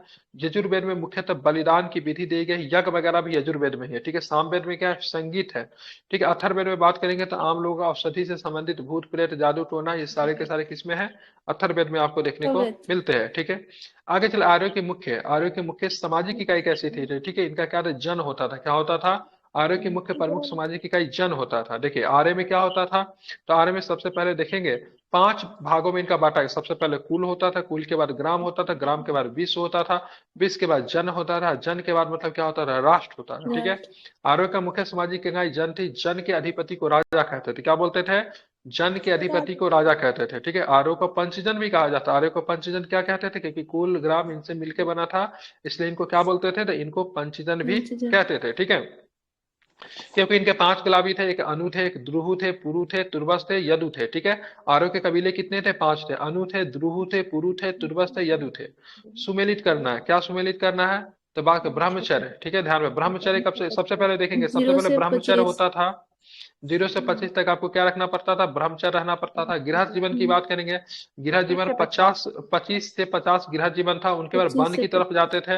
वन की तरफ कब जाते थे, 50 से लेकर 75 में वन की तरफ जाते थे। और संन्यास नहीं बट उल्टा कर दी, हाँ नहीं तो क्या, ठीक है। संन्यास की बात करेंगे, संन्यास कब लेते थे, वन की तरफ कब जाते थे, संन्यास लेते थे संन्यास लेंगे ना 50 के 75 में। अब वन की तरफ जाएंगे 75 से 100 के बीच में। करेंगे क्या, ब्रह्मचर्य जन्म 25 वर्ष, ठीक है। गृहस्थ की बात करेंगे, ठीक है, ध्यान में रखेंगे, ठीक है। देखिए पहले 1 होगा फिर 50, वही तो बोले 1 पहले होगा, फिर हम क्या लगा दिए, रोकता लगा दिए क्या, जंगल में 1 में जाएंगे तभी संन्यास होगा। पहले यहाँ पे संन्यास लेंगे, ठीक है। यहाँ पे 50 से 75 में संन्यास है, फिर वन में जाएंगे, कैसे होगा यहाँ पे? वन यहाँ पे क्या 75 से 100 आप लोग लगाए हुए, यहाँ पे वन के क्या दिए हुआ है? वन वन क्या है से यहाँ पे? वन 50, पहले पहले वन में जाएंगे, वही मैं कर रहा था तो हाँ गलत लगा दी है, तो फिर खुद आप लोग जिद करने लगते हो, ठीक है? फिर संन्यास होगा, बिना वन जाए हुए संन्यास कैसे ले लेगी? वही पहले बोल रहे वन थे। जाएंगे फिर संन्यास होगा, वही नहीं बोल रही थी उस समय, उल्टा बोल रही थी आप, हम लोग नहीं ठीक है? बोल रहे। हम सही बोल रहे थे, हाँ हाँ, हम सही बोल रहे थे, गलत कौन बोल रहा था फिर? कहीं से और से आ रहा था आवाज। चलिए, कौन सा अभिलेख ईरान से भारत में आए, ठीक है, आर्यों का उल्लेख करता है, ठीक है, ध्यान में रखेंगे तो कौन सा? बोगाज कोई है, ठीक है? एक बार बोगाज फिर से कोई रिपीट करो, वानप्रस्थ 50 75 है, फिर संन्यास है, ठीक है? क्या बोले? बोगाज को अभिलेख की बात करेंगे, 1400 ईसा पूर्व के बोगज कोई अभिलेख, जिसको एशिया माइनर के नाम से जानते हैं। अभिलेख में ऋग्वैदिक काल के देवताओं का उल्लेख मिलता है। कौन कौन सा है? मित्र है, वरुण है, नासत्य है, और मतलब कौन है? अग्नि, एक मित्र, और था। वरुण, नासत्य, शिवेन। ठीक है? ध्यान रखेंगे, नासत्य को ही अश्वनी कुमार कहते थे, ठीक है? इसके आधार पर अनुमान लगाया गया कि वैदिक आर्य ईरान से भारत आए थे। जूनागढ़ अभिलेख संस्कृत भाषा में लिखा गया, ठीक है, शुद्धतम संस्कृत भाषा में लिखा है। गिरनार अभिलेख या जूनागढ़ शिलालेख के नाम से भी जाना जाता है। जूनागढ़ शिलालेख को राजा रुद्रावन द्वारा गुजरात के रुद्रदामन। जूनागढ़ के पास गिरनार में अंकित करवाया है, ठीक है? ध्यान में रखेंगे। और बात करेंगे हाथी गुफा अभिलेख से खारवेल की शासन की घटनाओं का क्रमबद्ध विवरण मिलता है, ठीक है? हाथी गुफा अभिलेख में भारत का नाम भारतवर्ष के नाम से भी आपको देखने को मिलता है, ये भी आप याद रख सकते हो, ठीक है? अगर मन करे तो रख सकते, नहीं मन करे तो छोड़ भी सकते, ठीक है? आगे चलेंगे, क्या है? संस्कृत व्याकरण की प्रथम पुस्तक की बात करेंगे तो क्या होगा? अष्टाध्यायी, ठीक है? अष्टाध्यायी पुस्तक जो है संस्कृत भाषा की प्रथम रचित पुस्तक है। अष्टाध्यायी की रचना व्याकरणविद पाणिनि ने की थी। महाभाष्य की रचना की बात करेंगे पतंजलि ने की थी। योग सूत्र भी, ठीक है, महर्षि पतंजलि की अन्य पुस्तक की बात करें क्या है? तो योग सूत्र है, ठीक है? इसको आपको ध्यान में रखना है। बात करेंगे और क्या देखने को मिलता है, तो और भी वैदिक काल के एक चरण में राजा को गोपति कहा जाता है, जिसका अर्थ क्या था? गोपति का मतलब क्या होता था? तो मवेशी का स्वामी, ठीक है? गोपति का मतलब क्या होता? मवेशी का स्वामी। अब भूपति का मतलब क्या होता? भूमि का स्वामी, ठीक है? अगर भूमि का भूपति का स्वामी। संदर्भ होता था भूमि का स्वामी, और गोपति का मतलब क्या होता था? मवेशी के स्वामी, ठीक है? ध्यान में रखेंगे। बात करें वैदिक काल में अधिकारी में उनके नाम इस प्रकार, सबसे पहले ग्रामणी जो होता था गांव का मुखिया होता था, ठीक है? पालागल का बात करेंगे विदूषक होता था। महिषी की बात करेंगे मुख्य रानी होती थी। पुरोहित की बात करेंगे मुख्य पुजारी होते थे, ठीक है? सेनानी की बात करेंगे सेना के प्रमुख कमांडर होते थे। भागदूत की बात करेंगे तो ये कर के संग्रह करता होते, ठीक है? भाग क्या था? एक प्रकार का भाग और बलि टैक्स था। गोपति जो होता था मतलब क्या था? मवेशियों का स्वामी जो थे उनको क्या बोलते थे? तो उनको गोपति कहा जाता था, ठीक है? निम्न भारतीय दर्शन में कनाद उलग द्वारा रचित कौन सा था? कनाद उलग के द्वारा जो दर्शन जो है रचित है उसको वैशेषिक बोलते हैं। क्या बोलते हैं? वैशेषिक बोलते हैं, ठीक है? ध्यान रखेंगे। प्रमुख भारतीय दर्शन में उनके प्रवर्तक के नाम इस प्रकार से, न्याय की बात करेंगे तो गौतम हो जाएंगे, ठीक है? वैशेषिक की बात करेंगे कनाद हो जाएंगे, उलुक या फिर कनाद। जबकि बात करें सांख्य की बात करें कपिल मुनि, योग की बात करें पतंजलि है, पूर्व मीमांस का जैमिनी है, उत्तर मीमांस की बात करें क्या होगा? तो बादरायण हो जाएगा, ठीक है? ध्यान में रखें, गलतियां कहाँ पे होती है? पूर्व मीमांस उत्तर मीमांस में होती है, ठीक है? पूर्व मीमांस में क्या होगा? जैमिनी, ठीक है? उत्तर मीमांस में क्या हो जाएगा? बादरायण, याद रखें। लिंग पूजा का स्पष्ट उल्लेख किस पुराण में मिलता था? मत्स्य पुराण में आपको लिंग पूजा का स्पष्ट उल्लेख मिलता है, ठीक है? पुराणों के रचयिता की बात करेंगे लोमहर्ष एवं उनके पुत्र उग्र श्रवा थे। पुराणों की संख्या 8 बताई गई, ठीक है? जिसमें से सबसे प्राचीन एवं प्रमाणिक पुराण कौन है? मत्स्य है। स्कंद पुराण की बात करेंगे तो सबसे बड़ा पुराण की बात करेंगे कौन सा पुराण है? तो स्कंद पुराण की बात करेंगे तो सबसे बड़ा पुराण है, ठीक है? ब्रह्म पुराण, पद्म पुराण, भागवत पुराण, गरुड़ पुराण आदि प्रमुख पुराण है। लिंग पूजा का स्पष्ट उदाहरण की बात करेंगे मत्स्य पुराण आपको देखने को मिलता है, ठीक है? विष्णु पुराण में मौर्य वंश के बारे में जानकारी मिलता है। गुप्त पुराण में बात करेंगे वायु पुराण में बात करेंगे तो वायु गुप्त वंश के बारे में जानकारी देख। मत्स्य पुराण में आंध्र सातवाहन के बारे में भी जानकारी आपको देखने को मिलती है, ठीक है? ध्यान में रखेंगे। आप चलेंगे आगे वैदिक, ठीक है? प्रारंभिक वैदिक काल में धनवान व्यक्ति डैश के रूप में जाने जाते थे। तो धनवान व्यक्ति के पास क्या होता है? गाय अधिक होती थी, इसलिए उनको गोमत के नाम से है। दुहित्री के नाम से पुत्री को जानते थे। किसे जानते थे? दुहित्री के नाम से पुत्री को जानते थे, दुहित्री के नाम से मतलब गायों को दोहने वाली, ठीक है? गोमत की बात का एक संस्कृत शब्द है जिसका अर्थ होता है एक धनी व्यक्ति, ठीक है? ऋग्वैदिक काल में मवेशियों को धन का मुख्य साधन माना जाता है। जिनके पास जितना मवेशी वह व्यक्ति उतना ही ज्यादा धनी, ठीक है? गाय को अघन्या कहते थे। अघन्या का मतलब न मारने के योग्य, ठीक है? पुत्री को दुहिता कहते हैं, दूध को दुहने वाली। बेकनाट को बोलते थे। शुद्धकोर के लिए प्रयुक्त शब्द होता है, जो पैसे देता था उसके बदले में क्या ऋण लेता था, उसको बेकनाट शब्द प्रयोग होता था। इंपोर्टेंट है, याद रखेंगे, ठीक है? ऋग्वेद में इंद्र को पुरंदर कहा गया। पुरंदर का मतलब होता है किला को तोड़ने वाला, ठीक है? ऋग्वेद के सबसे प्रमुख देवता की बात करेंगे क्या होंगे? इंद्र ही होंगे, ठीक है? पनी शब्द उन व्यापारियों के लिए प्रयुक्त होता है जो पशुओं की चोरी के लिए कुख्यात थे, ठीक है? तो पनु शब्द उन व्यापारियों के लिए प्रयुक्त होता है जो पशुओं की चोरी के लिए कुख्यात है। जौ के लिए यब शब्द का प्रयोग हुआ है, ठीक है, ध्यान रखें। बलि एक प्रकार का कर था जो प्रजा स्वेच्छा से राजा को दी। कर सिस्टम, ठीक है, टैक्स सिस्टम का इंट्रोड्यूस नहीं हुआ था। राजा नाम मात्र का होता है, राजा के पास अपना महल नहीं था, ठीक है, ध्यान रखेंगे। राजा को टैक्स लेने का भी अधिकार नहीं था, लेकिन जिनको मन होता था वो टैक्स दे सकते थे। लेकिन टैक्स जो था स्वेच्छाकारी था, बाध्यकारी नहीं था। अगर पूछेगा टैक्स कैसा था ऋग्वैदिक सिस्टम में, तो स्वेच्छाकारी था, बाध्यकारी नहीं था, ठीक है। आरों को पंचजन कहते थे क्योंकि 5 प्रकार के जन था उस समय। कबीले के राजा को गोप कहते, ठीक है, कबीले के राजा को क्या बोलते थे, गोप कहा जाता था, ठीक है। 4 वेदों में से किसमें बुरी आत्माओं, ठीक है, बीमारी से बचने, जादू तंत्र और तंत्र मंत्र सब कुछ दिया होता है, अथर्ववेद में दिया गया, ठीक है। अथर्ववेद के रचयिता की बात करें, अथर्व तथा अंगिरास ऋषि के द्वारा की गई थी, ठीक है। क्या है अथर्ववेद में, इसकी विशेषता क्या है, इसमें ब्रह्म ज्ञान, धर्म, समाज निष्ठा, रोग निवारण, जादू टोना, बुरी आत्माओं या बीमारियों को बचाने के लिए सारी चीजें इसमें दी गई है। अथर्ववेद का एकमात्र ब्राह्मण ग्रंथ है, ठीक है, सबके दो है लेकिन इसके मात्र एक है, इसका नाम है गोपद ब्राह्मण, ठीक है। उपनिषद की बात करेंगे तो अथर्ववेद का उपनिषद की बात करेंगे, ठीक है। मंद प्रश्नो उपनिषद है, मांडुको उपनिषद है, मुंडको उपनिषद है, ठीक है। मुंडको उपनिषद से पता ही क्या लिया गया, मुंडको उपनिषद सत्यमेव जयते लिया गया कि भारत सरकार के द्वारा आदर्श वाक्य के तौर पे मतलब क्या किया जाता है, इसका प्रयोग किया जाता है, ठीक है, ध्यान रखेंगे।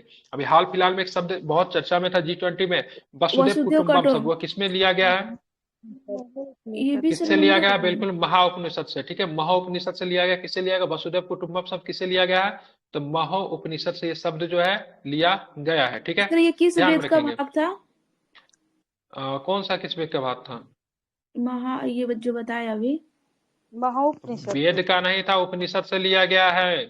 मतलब किस वेद किस का वेद से उपनिषद है, महाउपनिषद किस वेद का है, हाँ जी जी, नहीं ध्यान में है, ठीक है, एक बार देख लीजिए। आई थिंक ऋग्वेदा का होगा, ठीक है, ऋग्वेद का ही सर महाउपनिषद था। एक बार चेक करके देखिए तो किसका है। मुझे ऋग्वेद याद आ रहा है, ठीक है। निम्नलिखित में किस वेद में 10 राज्य युद्ध का उल्लेख आपको देखने को मिलता है, ऋग्वेद में आपको 10 राज्य का उल्लेख आपको देखने को मिलता है। 10 राज्य युद्ध का वर्णन की बात करें ऋग्वेद में विस्तार से किया गया। 10 राज्य युद्ध, भारत वंश राजा सुदास 10 जन, ठीक है, 10 जन, 5 उसमें आ रहे थे या 5 मतलब आना रहे थे, समझ ले, भरत बेचारा अकेले थे, ठीक है। उसका 10 राजा, बात करें भारत के राजा को थे सुदास थे, ठीक है। इधर में 10 जन थे, 10 जन में थे 5 जो थे आ रहे थे, 5 आ रहे थे, सबने मिलकर लड़ा, लेकिन 10 राज्य की मतलब क्या हो जाती है, हार हो जाती है, ठीक है। ध्यान रखें इस युद्ध में, ठीक है, राजा सुदास जो थे विजयी रहे, ठीक है। यह युद्ध परुषणी रावी नदी के तट पे लड़ा गया था, ठीक है। प्रारंभिक हिंदू धर्म में भारतीय साहित्य में कितने वेद है, तो भारतीय साहित्य में बात करेंगे 4 वेद है, ठीक है। वेद सनातन धर्म से संबंधित है, ठीक है, हमारा धर्म क्या सनातन है, ठीक है, वी आर सनातन धर्म है, ठीक है। तथा भारतीय साहित्य के सबसे पुरानी कृतियां। वेद का अर्थ होता है ज्ञान होता है। वेद साहित्य को श्रुति कहते हैं। श्रुति क्यों कहते थे, क्योंकि प्रिंटिंग प्रेस तो था नहीं, तो वहां पे लोग एक दूसरे को सुन के याद करते हैं, ठीक है। वेदों की बात मंदिरों में की जाती थी, अब वेदों के पाठ पुरोहित के द्वारा किया जाता। हर धर्म में अलग अलग पुरोहित होता, हर वेद के अलग अलग पुरोहित होते थे। जैसे मतलब ऋग्वेद को जो पुरोहित उसको होत्रु कहते थे, ठीक है, जो कि वेद की पाठ करवाते थे। एक दूसरे मतलब वेद को क्या करते थे, सुनकर याद कर लेते, ठीक है। वो आने वाली पीढ़ी को भी क्या करते थे, उनको याद करवाते थे, ठीक है। भारतीय साहित्य में वेदों की रचना की बात करेंगे 4 है, एक ऋग्वेद, अथर्ववेद, सामवेद, यजुर्वेद, ठीक है। ऋग्वेद की बात करेंगे सबसे प्राचीनतम वेद ऋग्वेद है, ठीक है। इसमें 10 मंडल है, 1028 युक्त है और 10,580 ऋचाएं, जिसमें से 10,462 ऋचाएं की बात करें, दे आर नॉट रिपीटेड, ठीक है। बाकी 580 घटा लीजिए, 128 या समथिंग आएगा, 128 या 18 ऋचाएं को रिपीट किया गया है। रिपीट करने पे 10,580 आता है और 10,462 क्या शुद्ध है, ठीक है। तो देख लीजिएगा प्रश्न क्या पूछ रहा है, 10,462 है कि 10,580 है, क्योंकि कुछ ऋचाओं को रिपीट किया गया, ठीक है, इसलिए मैंने दोनों चीजें आपको बता दिया। तीसरे मंडल में बात करेंगे सूर्य देवता को समर्पित गायत्री मंत्र है। 9वें मंडल में देवता सोम का उल्लेख है। चातुर्वर्ण समाज के ऋग्वेद के 10वें मंडल में देखते हैं जहां पे 4 प्रकार के वर्ण की जानकारी आपको देखने को मिलती है। सामवेद की बात करें भारतीय संगीत का जनक कहा जाता है। इसमें कितनी 1875 ऋचाएं है, लेकिन ज्यादातर ऋचाओं को कहां से लिया गया, तो ऋग्वेद से ही लिया गया है, ठीक है, ध्यान रखेंगे। इसमें मुख्यतः यज्ञों के अवसर पर गाए जाने वाले मंत्रों का संग्रह जो था सामवेद पे आपको देखने को मिलता। सामवेद में मंत्रों का गाने वाला उद्गाता कहलाता था, कौन का उद्गाता कहते थे, ठीक है। यजुर्वेद इसमें यज्ञों के नियम एवं विधान का संकलन करता आपको देखने को मिलता है। यजुर्वेद के जो मंत्रों का उच्चारण करते हैं उनको अथर्ववेद कहते थे। अब आते अथर्ववेद, ये सबसे बाद का वेद है। इस वेद में तंत्र मंत्र, काला जादू, ठीक है, आदि का वर्णन है, ठीक है। अथर्ववेद के पुरोहित को ब्रह्म कहते हैं, इनको वेद समाज से बाहर रखा गया था, वेद त्रयी में ये नहीं आते थे, ठीक है। बाकी आपको बहुत डिटेल से अगर पॉलिटी को पढ़ना है, हिस्ट्री, ठीक है। अगर बहुत डिटेल्स अगर हिस्ट्री को पढ़ना है तो ठीक है, आप हमारे पेड बैच को ज्वाइन कर सकते हैं, जहाँ पे आपको बीपीएससी मेंस के लिए ठीक है आर एस शर्मा से प्राचीन भारत ठीक है स्पेक्ट्रम वगैरह ये सब को पढ़ाया जा रहा है। एनसीईआरटी भी इंटायर कवर करवाया जाएगा। ठीक है, एनसीईआरटी को भी इंक्लूड कर दिया गया इसमें। अगर आपने कभी भी एनसीईआरटी को नहीं पढ़ा तो आपके पास बहुत यूनिक और बहुत अच्छा 699 रुपया मात्र पे करके आप यहाँ पे 1.5 साल के अंदर में सारे सिलेबस को एक बार कवर कर सकते हैं। मैं आपको गारंटी देता हूँ, लिखित रूप में रिकॉर्डिंग हो रहा बोल रहा हूँ। ठीक है, मैं जो एक बार एनसीईआरटी पढ़ा दूंगा ठीक है, कोई भी आपको उतने अच्छा से एनसीईआरटी कभी नहीं करेगा। और दिमाग में अगर आपका एनसीईआरटी नहीं उतर गया तो बताइएगा। ठीक है, एक एक लाइन एक एक चीज एनसीईआरटी प्लस उसका पीवाईक्यू भी कराऊंगा। एक बार आप कर लीजिए, जिंदगी में किसी भी एग्जाम में आपको एनसीईआरटी से रिलेटेड कोई भी फैक्ट नहीं हुआ गलती होगा। ठीक है, समझिए कि आपने 2 महीना का मोबाइल रिचार्ज नहीं करवाया, एक बार एनसीईआरटी हमारे साथ करके देखिए। ठीक है, और एनसीईआरटी जब तक कंप्लीट नहीं हो जाएगा बैच की वैलिडिटी रहेगी। ठीक है, मान लीजिए 18 महीना अगर नहीं कंप्लीट हो पाता है तो बैच की वैलिडिटी आगे भी रहेगी, एनसीईआरटी पढ़ाया जाएगा जो कि पर्सनली एनसीईआरटी के लिए जुड़े हैं। ठीक है, वैसे तो बीपीएससी मेंस तक है बैच की वैलिडिटी, लेकिन एनसीईआरटी अगर 18 महीना में अगर नहीं कंप्लीट होता है ठीक है, वैसे हो जाएगा एनसीईआरटी। ठीक है, एनसीईआरटी का 18 महीना अगर नहीं कंप्लीट होता है तो आपको एनसीईआरटी के लिए बैच की वैलिडिटी एक्सटेंशन दिया जाएगा। ठीक है, 6 क्लास का एनसीईआरटी आज से शुरू हो रहा है।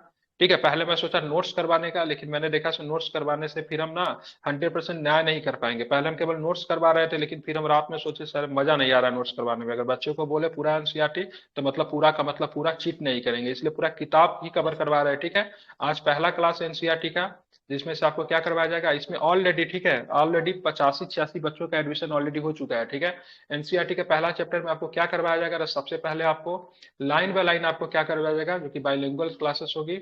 ठीक है, आपको हिंदी और इंग्लिश दोनों में आपको मतलब क्या किया जाएगा, आपको एनसीईआरटी का लाइन बाय लाइन शुरू किया जाएगा। ठीक है, आज से शुरू हो रहा है, जैसे ये चैप्टर पूरा लाइन बाय लाइन हम लोग पढ़ेंगे।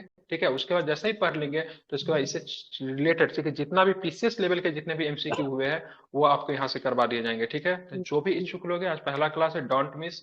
ठीक है, मैंने पहले क्या सोचा था, पहले मैंने सोचा था चलो सबका ना नोट्स करवा देते हैं। ठीक है, जो कि हम इस नोट्स को फॉलो कर रहे थे, लेकिन मजा नहीं आ रहा था। ठीक है, हम सोचे नोट्स करवा देते हैं, मजा नहीं आ रहा था तो नोट्स आपको दे दिया जाएगा, हम किताब पढ़ा के आपका सारा एमसीक्यू कवर करवाएंगे। ठीक है, जो कि एनसीईआरटी सेंट्रिक क्लास होगा। तो जो लोग बीपीएससी के लिए इच्छुक है वो तो जुड़िए ही, क्योंकि बीपीएससी में मान लीजिए कोई इंस्टीट्यूट आपको 30 गो सेट का 3,000 रुपया दे रहा है, हम आपको 300 सेट दे रहे हैं। ठीक है, 250-300 सेट दे रहे हैं, आप बना नहीं पाएंगे। ठीक है, तो इतना ज्यादा हम आपको दे रहे हैं। ठीक है, उसके बाद मेंस का भी तैयारी हो रहा है, जो कि प्रीलिम्स के साथ मेंस का भी, जिसमें पीवाईक्यू पे काम हो रहा है। बाकी जितने भी इंस्टीट्यूट मेंस वगैरह कराएंगे वो प्रोग्राम में भी आपको शामिल कर दिया जाएगा। लेकिन मेनली जो एनसीईआरटी के लिए आना चाहते हैं जरूर आइए। ठीक है, वेलकम है, अब बहुत बेहतरीन ढंग से आपको एनसीईआरटी करवाया जाएगा, आज रात से ही करवाया जाएगा। ठीक है, प्रतिदिन आई थिंक एक चैप्टर को खत्म करने में मुझे एक दिन कम से कम लगेगा, 12 चैप्टर होगा तो 2 दिन भी लग सकता है, 3 दिन भी लग सकता है, लेकिन 6 से ही शुरू किए हैं। ठीक है, ध्यान रखेंगे, इसमें इकोनॉमिक्स भी कोशिश रहेगी करने की। ठीक है, तो जो भी शामिल होना चाहते हैं शामिल हो जाइए, 12 सीट बचा हुआ, उसके बाद फिर आपका 999 हो जाएगा। ठीक है, तो फिर आप लोग देख लीजिएगा। चलिए, कोई भी क्यूरी होगा आप हमें मैसेज कर सकते हैं, फोन नंबर दिया हुआ, फोन पे भी लाइव मतलब लाइन से फोन के माध्यम से भी आप हमारे साथ इंटरेक्ट कर सकते हैं। ठीक है, सर तो शुरू किया जाएगा। कौन सा बुक ले? कोई बुक नहीं लेना है, कुछ नहीं खरीदना है, जीरो इन्वेस्टमेंट, केवल बैच लेना है, उसके बाद सारा कुछ आपको यहीं पे करवाया जाएगा। आपको कोई भी किताब कुछ भी नहीं लेना है। ठीक है, सब यहीं पे करवाया जाएगा। ठीक है, सारा कुछ नोट से लेके सब कुछ आपको एनसीईआरटी का यहाँ पे मिलेगा, आपको कुछ भी खरीदना नहीं है, बस केवल लेक्चर में शामिल होना, जो वर्क दिया जाए करके आना, आपका खुद ब खुद सारा एनसीईआरटी आपका कवर हो जाएगा।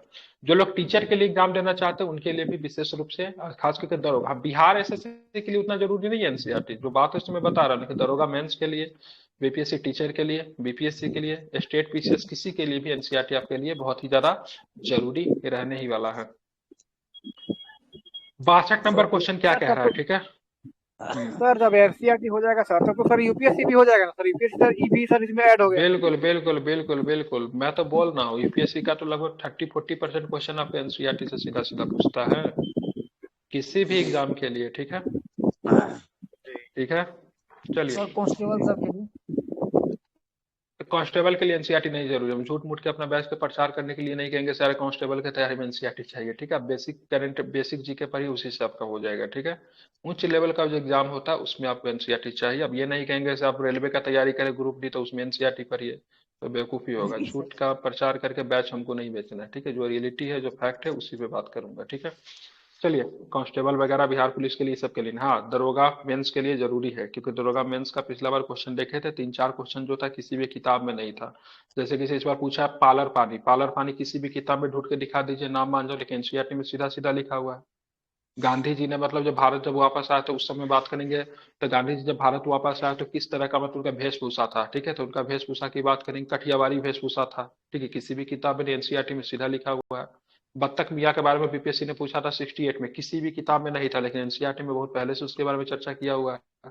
तो अब 4-5 क्वेश्चन हर एग्जाम में देखने को मिलते हैं, ठीक है। इस बार साइंस पूछा है दरोगा में, हुबहू एनसीईआरटी का लाइन उठा के पूछा है, तो इसलिए जरूरी है, ठीक है, दरोगा वालों के लिए जरूरी है। अब कांस्टेबल वगैरह ग्रुप डी इस सब के लिए जरूरत नहीं है, ठीक है, ध्यान में रखेंगे। चलिए, समझ गया, जो भी सर इच्छुक एक लोग है क्वेश्चन सारा था। इन्फॉर्मेशन।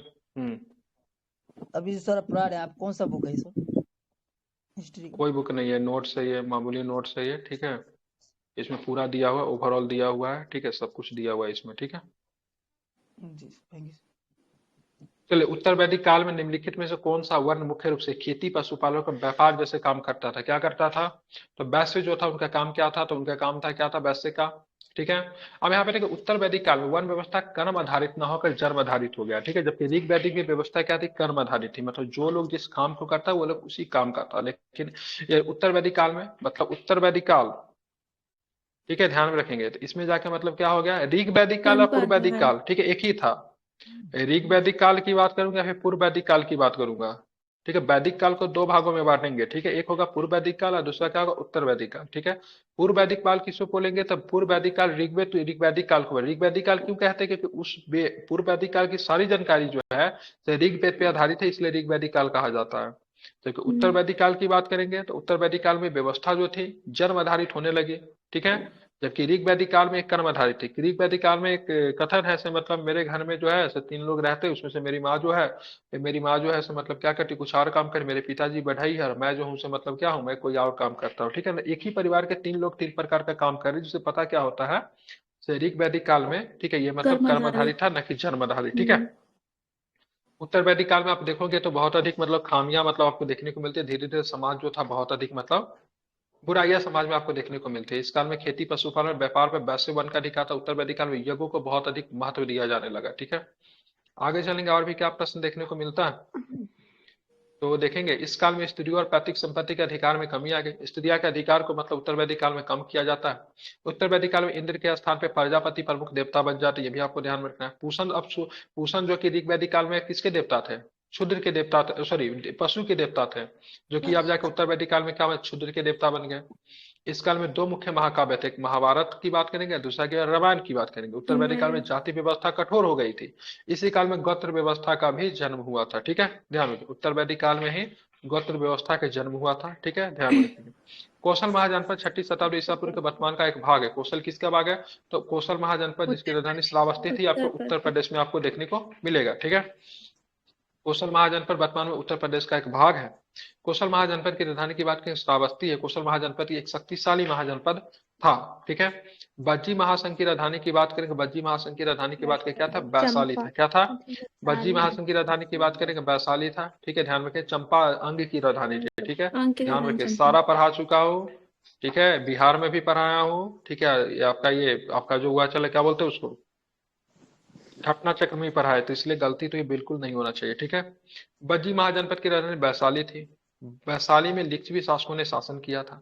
बौद्ध ग्रंथ के अनुसार अंगुत्तर निकाय, महावस्तु व जैन ग्रंथ की भगवती सूत्र, ठीक है, में 16 महाजनपदों का उल्लेख आपको देखने को मिलता है, ठीक है, ध्यान में रखेंगे। एक और भी है क्या? पाणिनि, ठीक है, पाणिनि के द्वारा जो लिखा गया था, क्या लिखा गया पाणिनि के द्वारा? अष्टाध्यायी। उसमें भी आई थिंक महाजनपद के बारे में जानकारी है, लेकिन उसका हाँ, महाजनपद 22 थोड़ा अलग है, 22 उसमें ज्यादा महाजनपद की, रुद्र हाँ, का था 22 था सर, बताए थे आप, किसका पता ठीक है। यहाँ पे 16 महाजनपद नहीं, अष्टाध्यायी में ही, ठीक है। 16 महाजनपद, उनकी राजधानी निम्न प्रकार से काशी की वाराणसी, कौशल का श्रावस्ती, अंग का चंपा, मगध का राजगिरी या फिर गिरिब्रज हो जाएगा, ठीक है, पुरु का बात के इंद्रप्रस्थ है, कंबोज का हाटक या फिर राजपुर हो जाएगा, ठीक है, अस्मक की बात करेंगे पोतना या फिर पोतली हो जाएगा, बाजी की बात करेंगे वैशाली हो जाएगा, अवंती की बात करेंगे दक्षिणी महेश्मती और उत्तरी उज्जैनी ध्यान में रखेंगे, ठीक है। गंधार की बात करेंगे तक्षशिला हो जाएगा, सुरसन की बात करेंगे मथुरा हो जाएगा, ठीक है। बात करेंगे बिहार में कितने थे? 3 में थे। उत्तर प्रदेश में कितने थे? 8 थे, ठीक है। यूपी में कितने थे महाजनपद? 8 8 बताए। बिहार से, ठीक है। ये पूछ भी सकता है इस बार जो एग्जाम होने वाला है उसमें पूछ भी सकता है दरोगा वगैरह बिहार में, में ठीक है। 3। बिहार में कितने थे? 3 थे, क्योंकि इस बार थोड़ा दरोगा का क्वेश्चन में बिहार से प्रश्न उठाए गए हैं, तो थोड़ा इस बार आप लोग बिहार पढ़ लीजिएगा। ट्रेंड नहीं रहा बिहार से पूछने का, लेकिन इस बार के दरोगा के प्रीलिम्स में पूछे गए क्वेश्चन, ठीक है। मत्स्य की बात के विराटनगर में था। पंचाल के भी 2 थे, एक अहिछत्र था, एक कामपल्य था। मल की बात के कुशीनगर एवं पवा था, ठीक है। चेदी की बात करें सुक्तिमती था। वर्ष की बात करें कौशाम्बी था। विश्व का प्रथम गणतंत्र वैशाली जो था लिच्छवी को ही माना जाता है, ठीक है। मगध जहां की बात करेंगे किन नदियों से घिरा था, तो गंगा और सोन, ठीक है। ध्यान में रखेंगे गंगा और सोन नदी के किनारे मगध को प्राकृतिक, ठीक है, प्राकृतिक सुरक्षा प्राप्त था मगध का, ठीक है। मगध के ऊपर मतलब किसी भी तरह का हमला वगैरह का डर नहीं था, क्योंकि वो प्राकृतिक सुरक्षा था। एक तो गंगा सोन से घिरा हुआ था, दूसरी तरफ क्या था, तो दूसरी तरफ से पहाड़ वगैरह से भी घिरा हुआ था, ठीक है। 5 मगध का महाजनपद बताइए। गंगा और सोन नदियों से घिरा हुआ था तथा उत्तर भारत का सर्वाधिक शक्तिशाली महाजनपद था। यहाँ पे विस्तृत उपजाऊ मैदान था, क्योंकि गंगा का डेल्टा मिलता था। खनिज उपलब्धता भी थी, वन क्षेत्र में हाथियों की उपलब्धता थी। वन का क्षेत्र था जहां से इन लोगों को हाथी मिल जाता था। वहां पे लोहे का विकास हुआ था, जिनसे इन लोगों ने मजबूत हथियार बनाए। प्राकृतिक सुरक्षा आदि से मगध साम्राज्य के विकास में महत्वपूर्ण योगदान दिया। मगध साम्राज्य का वास्तविक संस्थापक की बात करेंगे, ठीक है, तो साम्राज्य की महत्ता के अनुसार देखेंगे तो बिंबिसार को माना जाता है। बिंबिसार का नाम सैनिक था, क्योंकि उनके पास उस समय मतलब क्या था, एक मतलब क्या था, क्या बोलते हैं उनको, अस्थायी सेना थी, ठीक है। इन्हें जैन साहित्यों में दिया गया। बिंबिसार की हत्या उसके पुत्र अजातशत्रु ने की। अजातशत्रु की हत्या उसके पुत्र उदयन के द्वारा कर दी गई, ठीक है। चलिए बात करेंगे आगे। आगे की बात करेंगे वैदिक आर्य, ठीक है। वैदिक आर्य सप्त सिंधु नामक क्षेत्र में रहते थे, जिसका अर्थ होता है 7 नदियों द्वारा अववाहित क्षेत्र। 7 नदियों में से झेलम नदी भी है। इसका प्राचीनतम नद की बात करेंगे क्या था, झेलम का प्राचीनतम नद की बात करेंगे बिटिश था, ठीक है। बतिस्ता। ये सप्त सिंधु प्रदेश जो था पंजाब का इलाका था, अभी भी 7 नदी वहां पे आपको देखने को मिलेंगे, ठीक है। सब सिंधु कार्यों का भारत में प्रारंभिक निवास स्थान ये 7 नदियों की भूमि थी। ये 7 नदी कौन कौन थी, सिंधु थी, बिपाशा थी, शत्रुद्ध थी, ठीक है, बेतिस्टा थी, अस्कनी थी, रावी थी, ठीक है। सिंधु को क्या बोलते थे, सिंधु को क्या बोला जाता, सिंधु को सिंधु को तो सिंधु। सिंधु ही बोलते हैं सिंधु ना, को इसी के सिंधु नाम ही से बोलते हैं, सिंधु। सिंधु को सिंधु बोलते हैं, ठीक है। बिपाशा को क्या बोलते हैं, व्यास। सतुदी को व्यास। सतलज। बितिष्ठा झेलम। झेलम। अस्कनी को बोलते क्या, चिनाब बोलते हैं। रावी को चिनाब। क्या बोलते हैं, रावी को भोजपुरी। रवि को प्रश्नी बोलते थे। सरस्वती को घग्गर बोलते हैं, ठीक है। सरस्वती नदी का ही पूर्ववर्ती नदी घग्गर नदी, सॉरी पूर्ववर्ती नहीं, आगे का नदी, इसकी सरस्वती नदी सरस्वती का नहीं है वहाँ। उत्तराधिकारी घग्गर ही है, ठीक है। नहीं, उसी का घग्गर के रूप में आपको देखने को मिलता है। बौद्ध धर्म में भिक्षु बनने वाले प्रथम महिला की बात करेंगे तो प्रजापति महागौतमी थी, ठीक है। गौतम बुद्ध की, ठीक है, क्या बोलते हैं उनको, विमाता। विपाता मतलब सौतेली माँ। महामाया की, बुद्ध के जन्म के 7वें दिन के मृत्यु हो गए, उनके बारे में बात करेंगे। उनकी प्रजापति उनकी प्रजापति थी, मौसी जो थी, उसकी मौसी थी सौतेली माँ। हाँ हाँ, ये अपनी माँ थी, ठीक है, मौसी थी ये। हाँ माँ प्रजापति माँ। गौतमी जो थी सौतेली माँ थी, ठीक है। प्रजापति गौतमी को बौद्ध धर्म में विष्णु बनाने की प्रथम महिला थी, ठीक है। अब बात करेंगे, ठीक है, बुद्ध का जन्म का सिद्धार्थ था। बुद्ध के जीवन के संबंधित बहुत सारी घटना उनके बारे में बात करेंगे, लेकिन पहले बात की जैन धर्म की प्रथम भिक्षुणी का नाम क्या था, चंदना। बिल्कुल चंदना था, ठीक है। गृह त्याग की बात करें कमल एवं सार है। गृह त्याग, सॉरी, जन्म की बात करेंगे कमल एवं सार है, ठीक है। गृह त्याग को घोरा, जिसको महाभनिष्क्रमण कहा गया। ज्ञान की बात करेंगे पीपल या बोधि वृक्ष कहते हैं। निर्वाण की बात करें पद चिन्ह है, ठीक है। मृत्यु का प्रतीक चिन्ह की स्तूप है, जिसको महापरिनिर्वाण भी कहते हैं, ठीक है। बुद्ध ने अपना प्रथम उपदेश सारनाथ में दिया, जिसे धर्म चक्र प्रवर्तन भी कहा जाता है। बुद्ध ने अपने उपदेश किस भाषा में दिए थे, पाली भाषा में दिए, पाली। ठीक है। इन्होंने सबसे अधिक उपदेश की बात करेंगे तो श्रावस्ती में ही दिए थे। सबसे अधिक उपदेश की बात करेंगे श्रावस्ती में दिया। श्रावस्ती का नरेश कौन था, राजा कौन था, प्रसेनजीत था, जो कि बुद्ध भगवान का अच्छा मित्र भी हुआ करता था। 8वीं सदी में दक्षिणी पूर्व एशिया में अपने साम्राज्य की स्थापना करने वाले शैलेंद्र राजा किस धर्म के अनुयायी थे, तो शैलेंद्र राजा की बात करेंगे बौद्ध धर्म को मान लिए थे, ठीक है। 8वीं सदी में शैलेंद्र साम्राज्य दक्षिणी पूर्वी एशिया में एक महत्वपूर्ण साम्राज्य के रूप में उभरा। इसमें जावा, सुमित्रा, मलय महाद्वीप और दक्षिणी पूर्वी एशियाई क्षेत्र भी इनके हिस्से में शामिल थे। शैलेंद्र राजा जो थे महायान, ठीक है, ध्यान रखें, महायान धर्म के अनुयायी थे। ज्यादातर जो राजा वगैरह जो थे महायान के को ही मानते थे। बुद्ध ने डैश में एक पीपल वृक्ष के नीचे कई दिन तपस्या की, जहां उन्हें ज्ञान की प्राप्ति हो, तो वह स्थान मतलब बोध गया कहा, इन्हीं के नाम से इनको ज्ञान की प्राप्ति होती है, उसी की वजह से यह स्थान क्या कहलाया, बोध गया कहलाया, ठीक है, 2002 ध्यान में में रखेंगे। यूनेस्को में आ गया था। हाँ, इनका जन्म की बात करेंगे 563 ईसा पूर्व में हुआ था। कपिल वस्तु लुम्बिनी में हुआ था, जो कि नेपाल के तराई में हुआ था। गौतम बुद्ध के पिता का नाम सुदोधन था, जो कि शाक्य गण के मतलब क्या था, मुखिया थे। पत्नी का नाम यशोधरा थी, ठीक है, ध्यान में रखेंगे। गौतम बुद्ध के प्रिय घोड़ा का नाम कंठक था की बात करेंगे। सारथी का नाम क्या था, चन्ना मेरया, ठीक है। बुद्ध के प्रारंभिक गुरु की बात करें अलार कलाम थे। क्या नाम था? अलार कलाम जो थे इनके प्रारंभिक गुरु थे। इनसे मतलब किन चीज का शिक्षा लिया था? सांख्य दर्शन का शिक्षा लिया था। किनसे? सांख्य दर्शन। सांख्य दर्शन का शिक्षा लिया था। ठीक है, ध्यान में। उनके बाद इनका जो गुरु जो बने रुद्रक रामपुत्र बने। ठीक है, बुद्ध ने 29 वर्ष की अवस्था में घर को त्याग दिया, 6 वर्ष का कठोर तपस्या किया, 35 वर्ष की आयु में इनको बोध गया में बैसाख पूर्णिमा के दिन, ठीक है, पीपल वृक्ष के नीचे मतलब ज्ञान का प्राप्ति हुआ। जहां पे ज्ञान ज्ञान का प्राप्ति हुई तो स्थान बोध गया कहलाया। वृक्ष, जिस वृक्ष के नीचे मतलब ज्ञान की प्राप्ति हुई, जिस वृक्ष को मतलब बोधि वृक्ष कहा गया। ठीक है, और जो नदी जो थी वहां पर निरंजना नदी थी। ठीक है, ध्यान में रखें, निरंजना नदी को वर्तमान में पुनपुन नदी के नाम से भी जानते हैं। ठीक है, ध्यान में रखेंगे। ठीक है, ये बोधि पीपल का वृक्ष जो बोधि वृक्ष का गया को बिहार में पड़ता है, निरंजना नदी पुनपुन नदी के तट पे स्थित है। तपस्सु और भल्लिका नामक दो क्षुद्र इनके पहले अनुयायी थे। तपस्सु की बात करेंगे, भल्लिक की नाम की बात करेंगे, दोनों के दोनों पहले अनुयायी थे। इन्होंने सबसे पहला जो अपना शिक्षा जो दिया कहाँ? ऋषिपट्टनम में दिया। ठीक है, ऋषिपट्टनम को क्या बोलते हैं? सारनाथ बोलते हैं। ठीक है, सबसे पहला उपदेश जो कहाँ पे दिया? सारनाथ या फिर ऋषिपट्टनम में दिया। महात्मा बुद्ध ने अपना पहला उपदेश की बात करेंगे, महात्मा बुद्ध ने अपना अंतिम उपदेश की बात करें कुशीनगर में दिया था। कहाँ पे दिया था? कुशीनगर में दिया था। उपदेश देने के बाद इनकी मृत्यु भी हो जाती है। 483 ईसा पूर्व में 80 वर्ष की आयु में इनकी मृत्यु हो गई। बुद्ध के अंतिम अवशेषों में 8 भागों में बांट दिया गया। इसमें से सारे के सारे जो समय के राजवंश थे वो इनके चैलेंज कर रहे थे। इनके अंतिम उपदेश को 8 भागों बांट मगध को दिया गया, वैशाली को दिया गया, कपिल वस्तु, अलकप, ठीक है, बेथादीप, कुशीनिरा, पावा, रामग्राम भेजा गया। इन 8 स्थानों पे, ठीक है, 8 स्तूप बनाए गए। ठीक है, बौद्ध संगीति की बात करेंगे जो कि इस प्रकार से था। प्रथम की बात अजात शत्रु के शासनकाल में था। ठीक है, राजगृह में हुआ था। ठीक है, ध्यान रखें। महाकश्यप जो था 483 में। फिर 100 वर्ष के बाद वैशाली में दूसरा हुआ। काला अशोक का शासक था, नाग वंश के शासक थे। ठीक है, सवा कामी फिर सवा कामी जो थे इसके अधिकता थे। 100 वर्ष के बाद होता है 483 में से 100 वर्ष घटा दीजिए तो 383 होगा। अपोजिट चलता है क्योंकि ईसा पूर्व है। तृतीय वाला की बात करेंगे पाटलिपुत्र में होता है। ठीक है, ध्यान में रखेंगे। अशोक थे यहाँ पे शासन। मोगलीपुत्र इसकी अध्यक्षता में कब होता है? 250 है, 249, 251 सब लेता है, 252 भी लेता है, देख लीजिएगा, अप्रोक्स 250 है। ठीक है, चतुर्थ वाला की बात कुंडल वन काश्मीर में होता है, वसुमित्र के रास्ता में होता है। इसको ईसा की लगभग प्रथम शताब्दी में यहाँ पे होता है। यहाँ पे बुद्ध धर्म था 2 भागों में बांट गया। एक भाग बना क्या? महायान, दूसरा क्या बना? हीनयान। ठीक है, ध्यान में रखेंगे। यहाँ पे मतलब क्या होगा? बट गया। ठीक है, जबकि दूसरा वाला में भी 2 भाग में बटा था। स्थविर और महास्थिर करके कुछ था ना, सेकेंड वाला में हुआ था। उसी का एक नया रूप देखने को मिलेगा महायान और हीनयान में, सेकेंड वाले चतुर्थ वाले में। ठीक है, महात्मा बुद्ध के गृह त्याग का प्रतीक की बात की, गृह त्याग के प्रतीक क्या थे? घोड़ा थे, घोड़ा से भागे थे। ठीक है, महात्मा बुद्ध के गृह त्याग का प्रतीक घोड़ा था। कमल एवं साठ की बात के जन्म का प्रतीक था। पीपल की बात के ज्ञान अर्जित करने का प्रतीक है। महात्मा गौतम बुद्ध का जन्म की बात करेंगे तो बहुत पहले बता चुके हैं, 563 ईसा पूर्व में इनका जन्म हुआ था। आप लोग को ध्यान में रखना चाहिए, इंपॉर्टेंट है। बात करेंगे 80 वर्ष तक के जीवित रहे थे। ठीक है, ध्यान रखेंगे। पिताजी का नाम सुदोहन था, माताजी का नाम महाव्या था।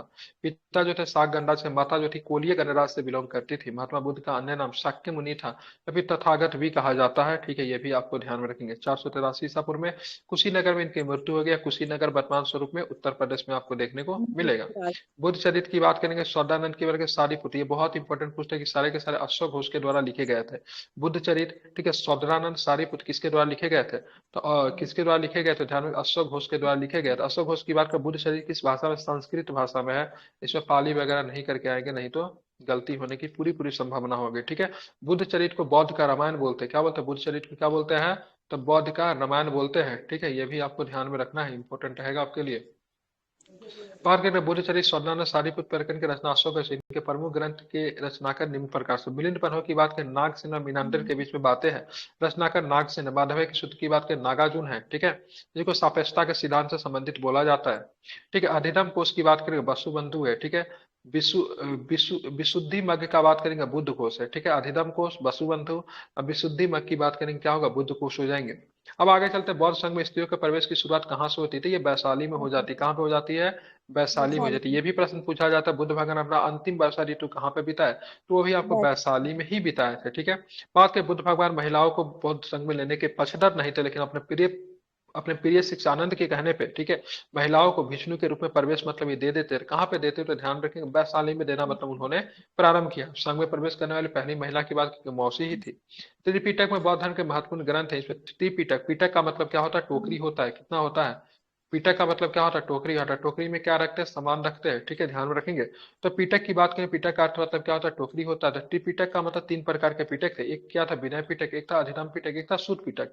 विनय पीटक में बात करें बुद्ध धर्म से संबंधित मतलब बहुत सारे उपदेश वगैरह शामिल था विनय, ठीक है। सूत पीटक की बात कर, सॉरी सॉरी गलत बता रहे, विनय पीटक में क्या था? बुद्ध धर्म से नियमावली, संघ में शामिल होने के नियम वगैरह जो था वो विनय पीटक में थे। बुद्ध धर्म का उपदेश की, गौतम बुद्ध के उपदेश की बात कर सूत पीटक में था। अधिगम पिटक में मतलब बौद्ध दर्शन था। क्या था अधिगम पिटक में? क्या है? तो बौद्ध बहुत दर्शन है, एग्जाम में पूछा जाता है, ठीक है। टोकरी में क्या होता है? सामान होता है। ये समझिए कि ये सारे के सारे नियम वगैरह सूत्र वगैरह पिटक में ही थे, ठीक है। किसमें थे? अधिगम पिटक में क्या है? दर्शन है। बुद्ध के उपदेश की बात करें, सूत पिटक में है। विनय पिटक में क्या है? बौद्ध संघ में शामिल होने के बहुत अधिक नियमावली थी, वो आपको विनय पिटक में होता था, ठीक है। जो भी लोग, अब बौद्ध धर्म में शामिल होने के लिए न्यूनतम आयु की बात की, कितने वर्ष की आयु होनी चाहिए थी? क्या बताएंगे? 15 वर्ष। 15 साल की आयु होनी चाहिए थी, इससे कम में किसी को भी। दूसरा, महिलाएं बौद्ध संघ में शामिल होनी पड़ती थी, लेकिन जो महिलाएं अनमैरिड है उनको अपने पति, क्या पिता से परमिशन लेने पड़ता था। अगर पिता नहीं है तो भाई से परमिशन लेना पड़ता था। लेकिन जो महिलाएं अगर शादीशुदा है तो उनको पति से परमिशन लेकर बौद्ध संघ में क्या होना पड़ता था? शामिल होना पड़ता। तो महिलाओं के लिए कंडीशन लगाए गए थे, ठीक है। बुद्ध डैश नामक एक छोटे से ग्रंथ से संबंधित था। बुद्ध की बात करें, शाक्य ग्रंथ थे, इसलिए इनको शाक्य मुनि के नाम से भी जानते हैं, ठीक है। ध्यान रखें कि पिताजी की बात करें, शाक्य गण था, उसके मतलब गणराज्य के प्रधान जो थे यही थे, ठीक है। बात की माता की बात करेंगे, माता जो थी कोलीय राजवंश से आती थी, ठीक है, ध्यान में रखेंगे, ये भी इंपॉर्टेंट है। इसलिए बुद्ध को शाक्य मुनि के नाम से भी जाना जाता है, ठीक है। आगे चलेंगे तो आगे क्या प्रश्न है वो भी जरा देखते हैं। महाबोधि मंदिर परिसर का जैस के जीवन का सीधा संबंध है। तो ध्यान में रखेंगे, सीधा सीधा मुख्य भगवान बुद्ध से मतलब सीधा सीधा संबंध है। बिहार में स्थित है आपको, ठीक है। ये इंपॉर्टेंट है महाबोधि मंदिर को, ठीक है, यूनेस्को के द्वारा 2002 में मतलब क्या किया गया? विश्व धरोहर स्थल में शामिल किया गया। बिहार के कितने स्थल के यूनेस्को में शामिल किया गया है? तो नालंदा को शामिल किया गया है, यूनेस्को को शामिल किया गया। और भी कोई है क्या नालंदा और यूनेस्को के अलावा? इज डेट और दो ही है, दो ही है। दो ही है। दो ही है? चलिए मैं भी बता 2002 दी में तो बोध सही गया ही आया होगा, था, ठीक है। 2016 में नालंदा हाँ आया था। हम्पी को, हाँ, बहुत सुंदर। इसको हम्पी हम्पी बिहार में है। डंटा कहाँ है? लाइए तो जरा। बिहार में सर बोले। सर सासाराम के किला को क्यों नहीं करते हैं वो शामिल? मन नहीं है इसलिए नहीं करते। आगे चलेंगे।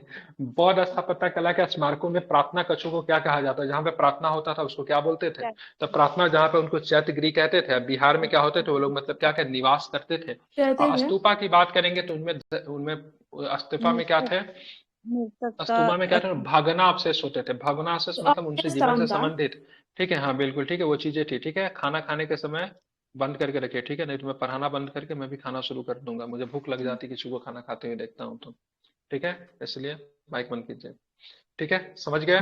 चैत्य का शाब्दिक अर्थ की बात करेंगे, चिता संबंधी होता था। चैत्य एक प्रकार का बौद्ध मंदिर जिनमें स्तूप को क्या किया जाता है? समाहित होता था। पूजार्थक स्तूप वाले स्मारकों को प्रार्थना की उपासना को चैत्य ग्रह कहते थे। बुद्ध बात करें, जो भी स्तूपा वगैरह जो होता था ना, उसमें मतलब क्या होता है, जितने भी उनके उपयोग की चीजें होती थी सब कुछ उनमें रख दिया जाता है, ठीक है, ध्यान में रखेंगे। अभी स्तूपा आपको देखना है, कहाँ जाएंगे स्तूपा देखने के लिए? तो ये पटना में जो कौन सा बुद्धा स्मृति पार्क है ना, वहां पे देखेंगे ना, बना है उसी तरह का स्तूपा का मतलब क्या होता था? ऐसे आकार होता था, ठीक है, ध्यान में रखेंगे। आगे चलेंगे। जैन धर्म के 23वें तीर्थंकर पार्श्वनाथ का जन्म कहाँ पे हुआ था? तो क्या बताएंगे?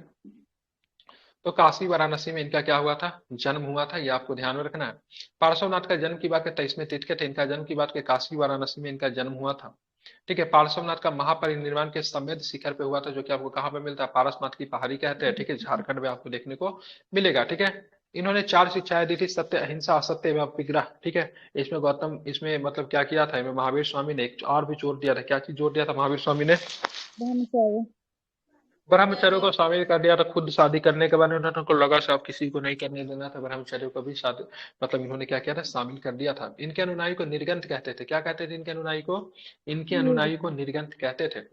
जैन धर्म के 23वें तीर्थंकर पार्श्वनाथ का प्रतीक की बात की, क्या था? सर्प इनका प्रतीक था। जैन धर्म के प्रमुख तीर्थंकर, उनके प्रतीक की बात, आदिनाथ की बात करें वृषभ, ठीक है। मल्लीनाथ की बात करेंगे जल कलश, ठीक है, जो कि बोला जाता फीमेल भी हो सकती है ये, ठीक है। सर्प की बात करेंगे पार्श्वनाथ का है। संभवनाथ का बात करें अश्व है, ठीक है। आप चलेंगे आगे, कहाँ चलेंगे? आगे चलेंगे तो देखेंगे क्या प्रश्न है। तो यहाँ पे देखेंगे, निग्रंथ यहाँ पे क्या महावीर का मतलब क्या हो जाएगा? सिंह हो जाएगा। शांतिनाथ का क्या हो जाएगा? हिरण हो जाएगा। क्या बोल रही है?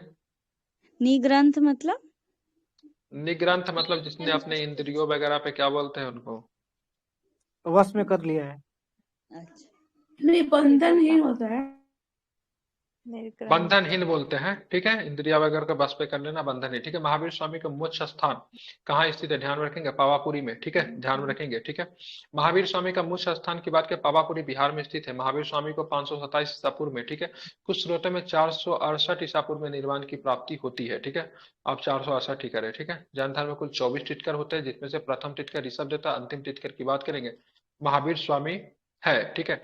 गलत बोलो कि महावीर स्वामी का जन्म वैशाली के कुंडग्राम में 599 ईसा पूर्व में, लेकिन कुछ एनसीईआरटी के 599 है, देखिए कुछ स्रोतों में 540 ईसा पूर्व दिया हुआ है। जो भी अगर 599 अगर रहेंगे तो आप वही ऑप्शन करेंगे, ठीक है, ध्यान में रखेंगे।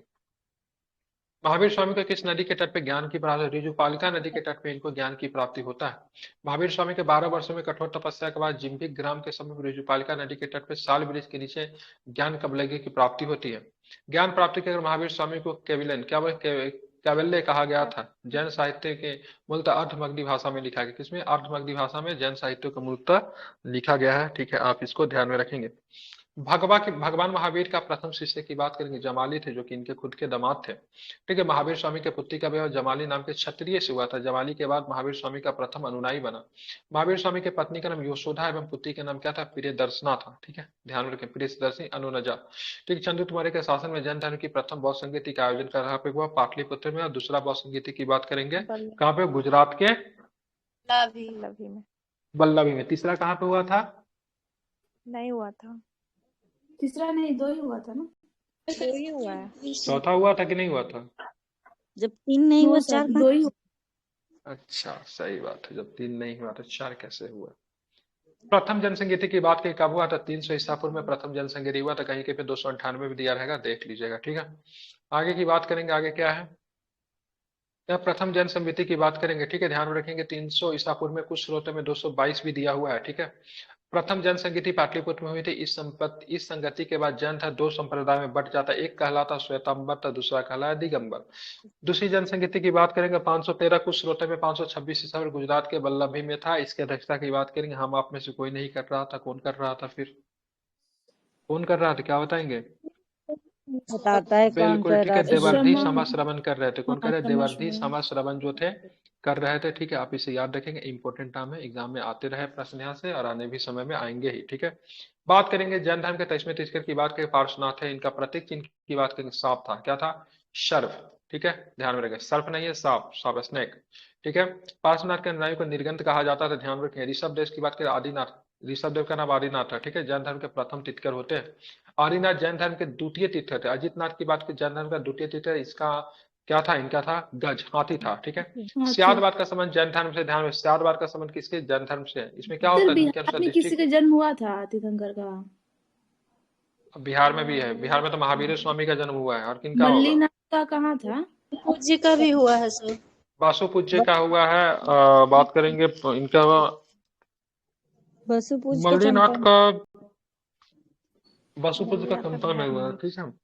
मल्लीनाथ का बिहार में है, नहीं याद नहीं है। मालूम, पता नहीं, इसे तो पूछ रहे हैं। हमें भी नहीं याद है, ठीक है, एक बार चेक कर लीजिए, ठीक है। बात करेंगे कल्पसूत्र में जैन तीर्थंकरों के जीवन चरित्र आपको देखने को, जिनके रचयिता को थे कल्पसूत्र का भद्रबाहु, क्या बोलते हैं उनको, भद्रबाहु। जैन साहित्य को क्या बोलते थे, जैन साहित्य को आगम के नाम से जाना जाता, आप इसे याद रखेंगे। किस शासक ने अंतिम समय में जैन धर्म अपनाकर, ठीक है, जैन धर्म के अनुसार अपने प्राण त्याग दिए, तो कोई one and only Chandragupta Maurya थे, ठीक है, ध्यान रखें। चंद्रगुप्त मौर्य की बात करें, जैन धर्म के मतानुयायी थे। चंद्रगुप्त मौर्य ने जैन आचार्य भद्रबाहु से जैन धर्म की शिक्षा ली थी। चंद्रगुप्त मौर्य के कर्नाटक में स्थित सरवनबेलगोला में भूखे प्यासे रहकर अपने प्राण त्यागे। इस प्रथा को संथारा फिर संलेखना मेथड कहते हैं, ठीक है, ध्यान में रखेंगे, इंपोर्टेंट है। आप लोग इस मेथड को, ठीक है, इस मेथड का आप लोग भी ट्राई कीजिए, आज से ही खाना पीना बंद कीजिए, 1 सप्ताह देखिए क्या असर देखने को मिलता है, ठीक है। कोशिश कीजिए करके, हो सकता है आप भी कहीं निर्गंथ बन जाए, इंद्रियों पे विजय प्राप्त हो जाए, ठीक है। अगला बुद्ध भी, अगला मतलब महावीर आप ही हो। ट्राई दिस मेथड, ठीक है। कौटिल्य के सप्तांग सिद्धांत में आमत्य निम्नलिखित में, कौटिल्य ने 7 थ्योरी दिया था, मतलब कौटिल्य ने कितने सिद्धांत दिए, राज्य के लिए सप्तांग थ्योरी दिया, जिसमें क्या, आमत्य का मतलब क्या था, आमत्य मंत्री और अधिकारी होते थे, ठीक है। राजा के मंत्री और अधिकारी क्या होने चाहिए, तो राजा के मंत्री और अधिकारी सच्चे होने चाहिए, क्योंकि राजा जो था इन्हीं के सहारे मतलब क्या करेगा, इन्हीं के सहारे मतलब क्या करेगा, अपने राज्य का मतलब संचालन करेगा, तो दे आर वेरी ठीक है, क्लियर एंड क्या बोलते हैं, वेरी ऑनेस्ट। ठीक है, बात के अर्थशास्त्र में, ठीक है, चंद्रगुप्त मौर्य के प्रधानमंत्री चाणक्य ने विष्णुगुप्त कौटिल्य के द्वारा रचित एक राजनीतिक ग्रंथ है। ठीक है, कैसे राजनीतिक ग्रंथ है, ठीक है, ध्यान में रखेंगे। प्रिंस के मैकियावेली से तुलना की गई है। ठीक है, ये भी आपको ध्यान में रखना है। राजा के अनुसार राज्य के 7 अंग होते हैं। पहला तो राजा होता जो कि सिर था, राजा जो था, राज्य का सिर क्या होता। अमत्य की बात करेंगे, राजा का अमत्य क्या, आंख। ठीक है, अगर अमत्य की बात करें, मंत्री घुसखोर होंगे, भ्रष्ट होंगे, तो राजा को अंधा समझा जाएगा। ठीक है, जनपद की बात करें, राजा का जंघा है, ठीक है, स्ट्रांग है। दुर्ग की बात की राजा की बाह है, भुजा है। ठीक है, कोष की बात की राजा का मुख है। ठीक है, कोष के बिना, मुख के बिना राजा की कोई भी मतलब महत्वहीन हो जाएगा। उसी तरह कोष को मुख से तुलना किया। दंड और सेना की बात की राजा का मस्तिष्क है।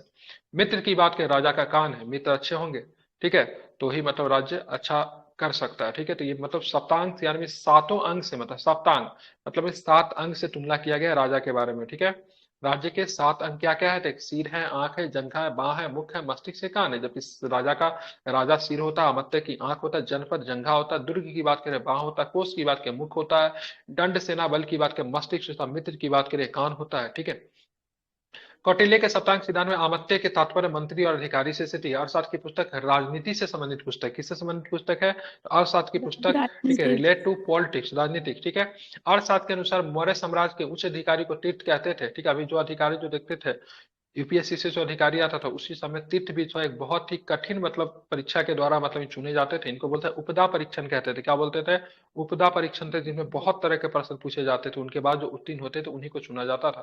अर्थशास्त्र में 18 तीर्थों का आपको उल्लेख आपको देखने को मिलता है। मौर्य काल में प्रांतों को चक्र कहते थे। ठीक है, क्या बोलते थे, प्रांत को चक्र कहते थे। चक्र जक्स बिलोंग टू स्टेट। ठीक है, स्टेट जैसा क्या होता है, चक्र होता था। प्रशासन की सबसे छोटी इकाई थी। ठीक है, स्मॉलेस्ट ग्राम। यूनिट प्रशासन में ग्राम होता था। ठीक है, अर्थशास्त्र में गुप्तचर की बात करेंगे तो गुप्तचर को गुड पुरुष कहते थे। मुख्य अधिकारी को क्या, इसके जो मुख्य अधिकारी सर्प, सर्प महामात्या जो था गुप्तचर के प्रमुख अधिकारी होते थे। ठीक है, गुड पुरुष रिपोर्ट देते थे, सर्प महामात्या को देते थे। इनका संपर्क डायरेक्ट मतलब किनके साथ है, हमारे और आपके साथ नहीं था। ठीक है, किसके साथ है, राजा के साथ था। ठीक है, कौटिल्य के अर्थशास्त्र के अनुसार मौर्य के प्रशासक घुड़सवार सेना का कमान अधिकारी की बात करेंगे, उनको अश्वाध्यक्ष कहते थे। ठीक है, नाम में ही छिपा हुआ है, सारे के सारे आप लोग नाम से कर सकते हैं, इसको याद करने की कोई जरूरत नहीं है। घोड़ा। विविताध्यक्ष की बात, विविता का मतलब चरागाह होता था, ध्यान में रखें। अश्व का मतलब घोड़ा होता था। पन्ना का मतलब वाणिज्य होता था। पतना का पतन, पतन, ठीक है, नहीं बोलते विशाखापट्टनम। ठीक है, विशाखापतन। ठीक है, तो इससे बंदरगाह सर होता था। इसका नहीं लक्षणा का याद मतलब होता, क्या होता था, लक्षणाध्याय। टकसाल होता है। लक्षणाध्यक्ष पन्नाध्याय। टकसाल, टकसाल। ठीक है, क्या होता लगता, पन्नाध्यक्ष की बात करने क्या होता, वाणिज्य। पन्ना का मतलब जब व्यापारी को पन्नी वर्ग बोलते थे, कैसे याद नहीं होता है, ये तो आसान है, व्यापारी को पन्नी बोला जाता था। ठीक है, और लक्षणाध्यक्ष की बात करेंगे टकसाल होता था, ध्यान में रखेंगे। मौर्यकालीन पुस्तक अर्थशास्त्र की रचना किसने की थी, वन एंड ओनली विष्णुगुप्त, जिनको चाणक्य के नाम से भी जानते थे। चाणक्य। कौटिल्य के अन्य नाम की बात है चाणक्य और विष्णुगुप्त। किस यूनिवर्सिटी के विद्यार्थी थे, Bihar university, Patna university, Mithila university या फिर तक्षशिला यूनिवर्सिटी के विद्यार्थी थे। हैं? तक्षशिला यूनिवर्सिटी के विद्यार्थी थे। चंद्रगुप्त मौर्य की बात करेंगे तो खुद भी तक्षशिला से पढ़े थे, और चंद्रगुप्त मौर्य का भी एडमिशन जाके कहाँ करवा देते, तक्षशिला यूनिवर्सिटी में करवा देते।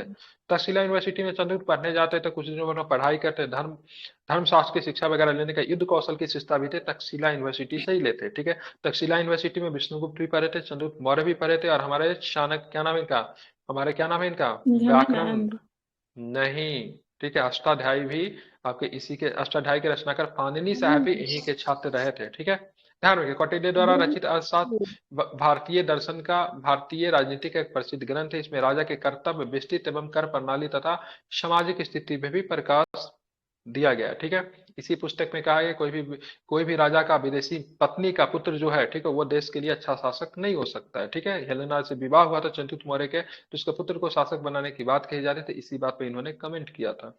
बात करेंगे कुछ दिन तक बात करेंगे, जो कौटिल्य थे प्रधानमंत्री बिंदुसार के भी रहे थे। ठीक है, कुछ दिन तक प्रधानमंत्री बिंदुसार के भी रहे थे, लेकिन बाद में जाके बिंदुसार का प्रधानमंत्री कोई और बन जाता है, नाम मुझे याद नहीं आ रहा है, लेकिन मैंने बताया था आप लोग को, क्या नाम था, राधा गुप्त, नहीं, राधा ही कुछ नाम था। राधा गुप्त अशोक के समय आएगा। अशोक का सबसे प्रिय मंत्री जो था राधा गुप्त था। ठीक है, कुछ और नाम था उसका। कि ये सच नहीं है कि मैंने वो नाम आप लोग को बताया था, जी सर, और आप सही लोग है। भूल गए हैं। ऑप्शन दीजिए। नहीं दूंगा ऑप्शन, मुझे याद भी नहीं है। मौर्य साम्राज्य की नींव की बात करें किसके द्वारा रखी गई थी, तो ध्यान रखें, मौर्य साम्राज्य की नींव one and only Chandragupta Maurya के द्वारा रखी गई थी। ठीक है, इनमें सहायता किसने किया था, तो सहायता की बात करेंगे इसमें तो वेद विष्णुगुप्त या फिर विष्णुगुप्त चाणक्य की सहायता से की थी। ठीक है, चंद्रगुप्त मौर्य अंतिम नंदीय वंशज घानानंद को 322 ईसा पूर्व में क्या मगध की गद्दी से हटा देते हैं, हत्या करते हैं उनकी। चंद्रगुप्त के आक्रमण के समय मगध का राजा जो था, शासन की बात करेंगे, मगध सिकंदर के आक्रमण का मगध का शासक घानानंद था।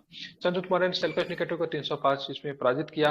305 ईस्वी में पराजित होने पर 4 प्रांत इनको मिलते हैं और खुश होकर मतलब अपने ससुर जी को क्या करते हैं, कुछ हाथी वगैरह त्योहार मतलब उपहार में देते हैं। उनकी बेटी हेलेना से भी मतलब वैवाहिक संबंध स्थापित करते हैं। उनके बारे बात करेंगे सेल्यूकस निकेटर और चंद्रगुप्त मौर्य के बीच में क्या होता है, राजनीतिक संबंध स्थापित होता है। और सर सेल्यूकस थोड़ा सा धीरे निकेटर, धीरे बोलिए ना। अच्छा धीरे धीरे बोलूं, ठीक है, सारा रिवीजन करवाया इसीलिए तेजी से बोल रहा हूँ। ठीक है, आप पहला दिन आएंगे ना तो थोड़ा स्पीड लगेगा, लेकिन धीरे धीरे आदी हो जाएंगे तो फिर आपको भी हैबिट हो जाएगा। ठीक है, तो यहाँ पे बात करें सेल्यूकस निकेटर और चंद्रगुप्त मौर्य के बीच में वैवाहिक संबंध स्थापित होता है। मतलब उसके बाद यहाँ पे राज दरबार में व्यक्ति रहना शुरू कर देता है दोनों राज्यों के बीच में अच्छे संबंध स्थापित करने के लिए। उनका नाम क्या था, मेगास्थनीज था। क्या नाम था, हस्तिनेस। मेगास्थनीज था। ठीक है, चंद्रगुप्त और मौर्य अपना जैन दूध धर्म भी को देता अपना, है ना एक कौन देता है, सेल्यूकस निकेटर। मेगास्थनीज क्या बताऊं, इमली था क्या वो भी तो दूते के बारे में बात कर रहा हूँ। उसे दोनों के दरबार में रह, यहाँ पे रहने लगता है। सेल्यूकस निकेटर के राजदूत दोनों दोनों साम्राज्य के रिलेशन को अच्छा करने के लिए 15 वर्षों तक आई थिंक रहता है। ठीक है, जैसे 6 वर्ष तो खाली दरबार में ही रहता है। ठीक है, तो मेगास्थनीज वही रहता है ना, ये दूत ही तो था ना। एम्बेसडर कहने का मतलब क्या हुआ, दूध को ही एम्बेसडर कहते हैं ना। अभी भी हाँ चंद्रगुप्त जी। मौर्य ने राजनीति जैन धर्म को अपनाकर, ठीक है, श्रवण बेलगोला कर्नाटक में अपने प्राण त्याग दिए। चंद्रगुप्त मौर्य के पुत्र की बात करेंगे तो बिंदुसार है। ठीक है, क्या था, चंद्रगुप्त मौर्य डायरेक्ट मतलब चले गए प्राण त्यागने के लिए, कुछ हुआ था नहीं, तो उसमें मगध में बहुत बड़ा अकाल पड़ा। ठीक है, जिसको चंद्रगुप्त मौर्य ने मतलब बहुत अच्छे ढंग से मतलब नहीं, इसी बात से दुखी होकर साम्राज्य को त्याग देते, अपने पुत्र को दे देते हैं और चले जाते हैं श्रवण बेलगोला कर्नाटक में। वहां पे जाकर संलेखना पद्धति से अपने क्या करते हैं, प्राण को त्याग देते हैं। मौर्य साम्राज्य के प्रांतों में उनकी राजधानियों के साथ कौन सा युग सुमेलित है, उत्तरापद तक्षशिला की बात करेंगे, सही है। ठीक है, अवंती की बात करेंगे, उज्जैनी भी, ये भी सही है। कलिंग की बात करेंगे, स्वर्णगिरी की बात करेंगे, ठीक है, नहीं है। ठीक है, कलिंग का राजधानी की बात करें, कहाँ हुआ करता था, तोसली हुआ करता था। ठीक है, और दक्षिणापद की राजधानी की स्वर्णगिरी की बात करेंगे, पाटलिपुत्र की प्राचीन देश की राजधानी की बात करेंगे तो पाटलिपुत्र हुआ करता था।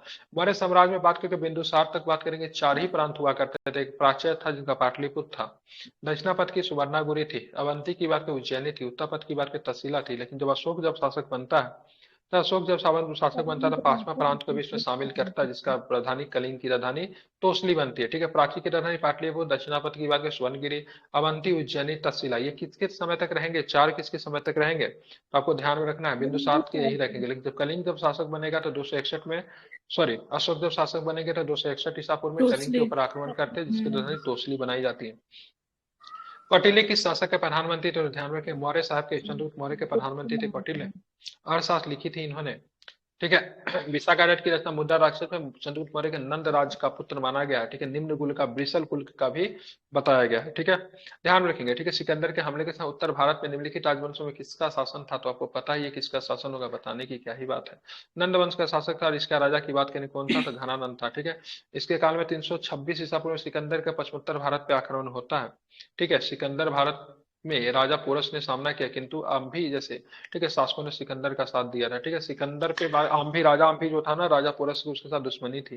तो आम्भी ने जब सिकंदर ने जब तो भारत पे आक्रमण किया था, आम्भी जो था सिकंदर के सपोर्ट में आ जाते, क्योंकि राजा पोरस से उसकी दुश्मनी थी। और राजा पोरस को कहते हैं, राजा पोरस क्या हुए थे, पराजित हुए थे। ठीक है, लेकिन दिक्कत की बात क्या, समकालीन किसी भी लेखक ने या किसी भी साहित्य में, ठीक है, सिकंदर और राजा पोरस के युद्ध के बारे में कोई भी चर्चा आपको नहीं देखने को मिलती है। किसमें देखने को मिलते थे, यूनानी लेखकों ने, यूनानी साहित्य में इनके बारे में चर्चा किया गया था।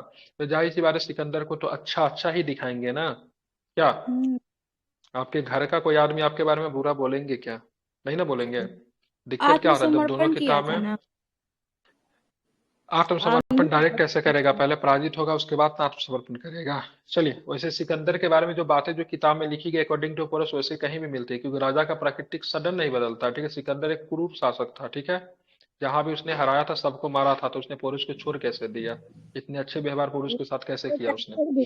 पोरस सोल्कस को निम्नलिखित में इस बात को विवादित है, इस बात की, ठीक है, कोई भी प्रामाणिकता नहीं मिलती है। ठीक है, इसी बात को जैसे किसे और भी बहुत सारे इतिहास में जो कि बहुत सारे लोग लिखते हैं, लेकिन उसकी प्रामाणिकता नहीं मिलती है। जैसे एक कहानी आपको है जो कि चंदवा दाई ने केवल लिखा है। ठीक है, इनके बारे में तो पृथ्वीराज तृतीय या संजोक्ता का जो प्रेम कहानी के बारे में, ठीक है, जबकि एक तरह से अगर उम्र देखा जाए तो पृथ्वीराज तृतीय है। ठीक है, क्या नाम था उनका, संयुक्ता के पिताजी का नाम क्या था, जो कि बाद में जाके सपोर्ट नहीं करते चंदावर के दूसरे युद्ध में, क्या नाम था?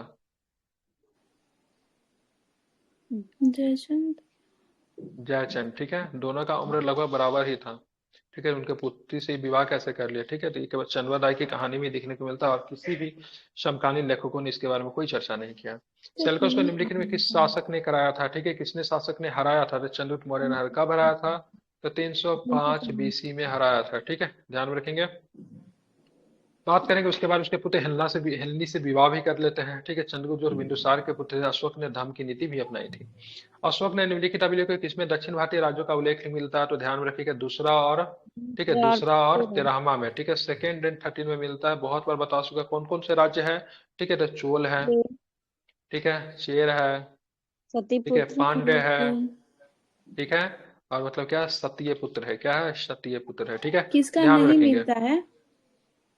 किसका नहीं मिलता है, हमारा नहीं मिलता है, किसका नहीं मिलता है। ठीक है, तो किसका नहीं मिलता है, तो ध्यान में रखिएगा। तो इसका नहीं मिलता है, क्या पल्लव का नहीं मिलता है, चालुक्य का नहीं मिलता है, और किसका नहीं मिलता है, सातवाहनों का नहीं मिलता है।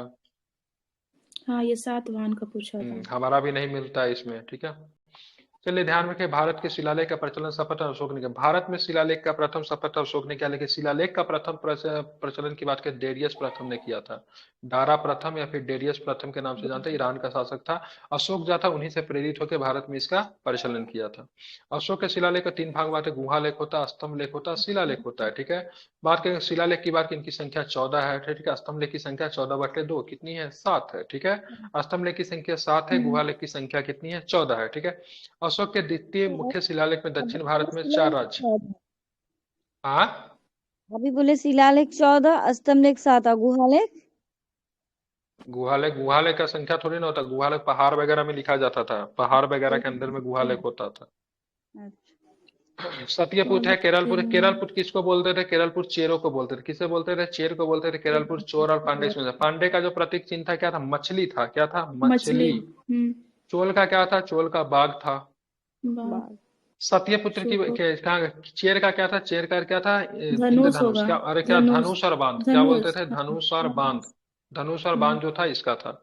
द्वितीय शिलालेख में मनुष्य में पशुओं की चिकित्सा में लोक कल्याणकारी राज्यों का भी उल्लेख किया गया। ठीक है, प्रथम शिलालेख में पशु बलि की निंदा की गई है। ठीक है, अशोक के समय में, ठीक है, पशु बलि की निंदा की जाती है, किसी भी पशु की हत्या नहीं। देखिए 3 पशु को मारा जाता था, जिनमें से मैं बता देता हूँ, जिनमें 3 हिरन को प्रतिदिन मारा जाता था। किनके मारते थे, 3 हिरन को प्रतिदिन मारा जाता था। अब बेचारा एक मोर को भी शहीद कर दिया जाता। देखिए ये सब कहीं पे भी आपको नहीं मिलेगा, मैं ही बताऊंगा। उल्टा बता दिया क्या? हाँ, अच्छा, 3 मोर था, 1 हिरन था। हाँ ठीक, कितने को मारते थे, 3 मोर को। ठीक है, कितने, 3 मोर को मारते थे। ठीक है, 1 हिरन को मारते थे। ठीक है, ध्यान में रखेंगे। ठीक है, हिरन को, ठीक है, ध्यान में रखेंगे, इसको मारते थे प्रतिदिन। लेकिन आगे चल के 5वां शिलालेख की बात करेंगे। 5वें शिलालेख में इसके भी बातों की बंद कर दी गई। ठीक है, पहले अशोक के भोजन के लिए बहुत सारे जीव जंतु की हत्या की जाती थी।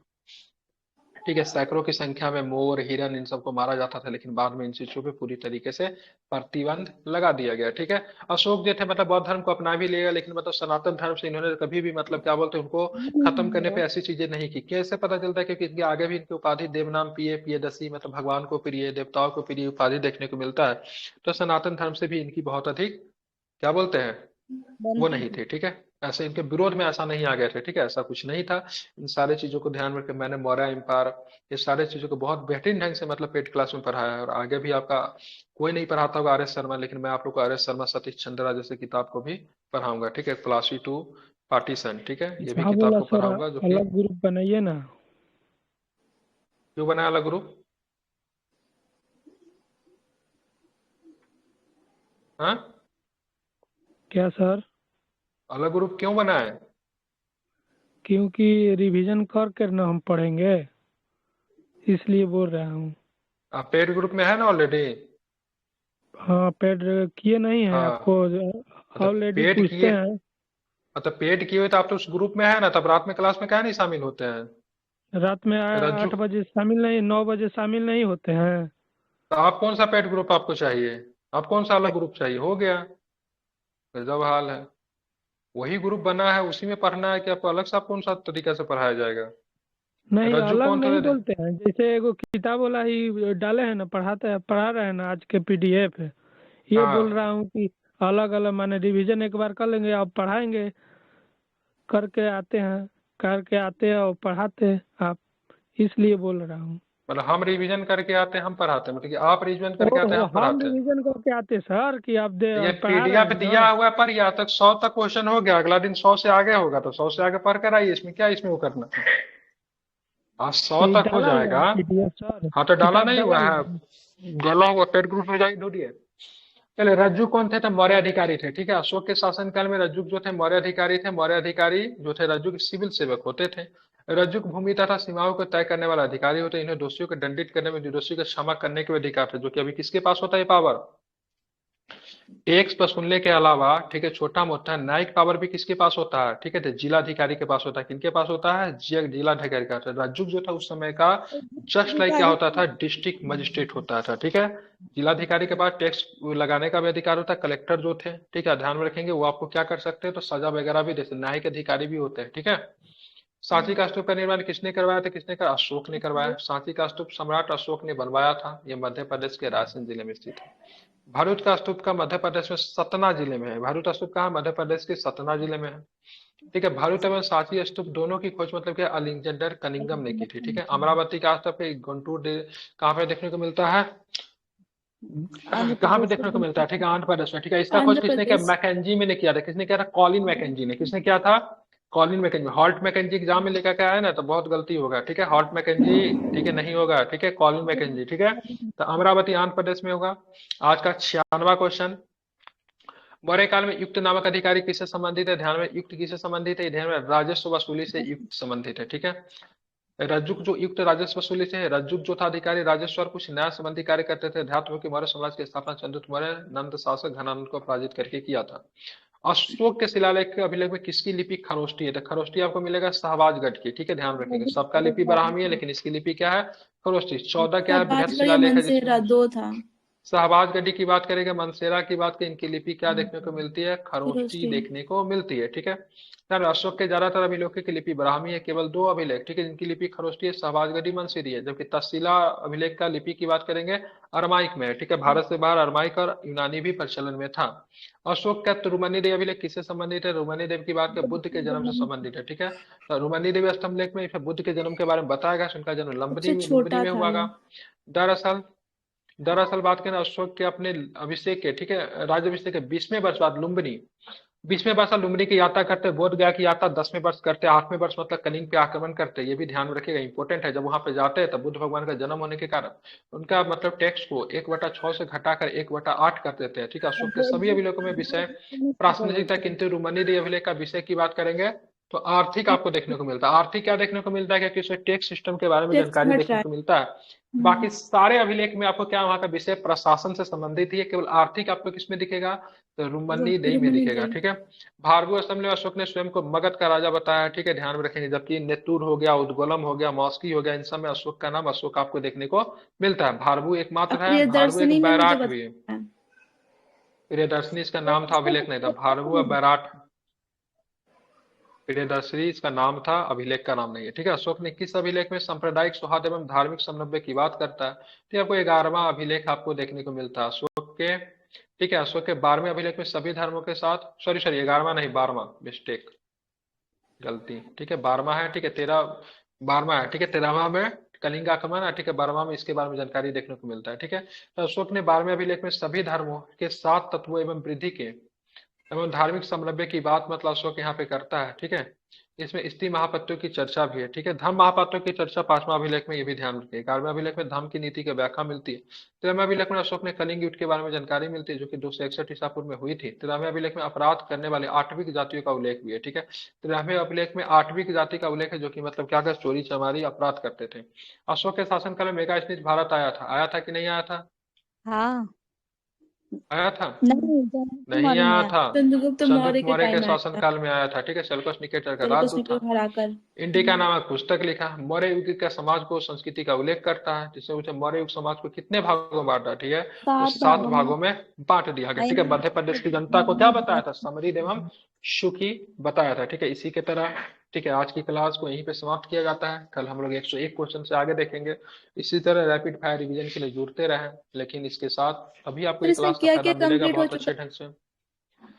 वो पता करना आपका काम है, ठीक है, मेरा काम नहीं। जाइए यूट्यूब पे विजिट कीजिए, आपको समझ में आ जाएगा, ठीक है।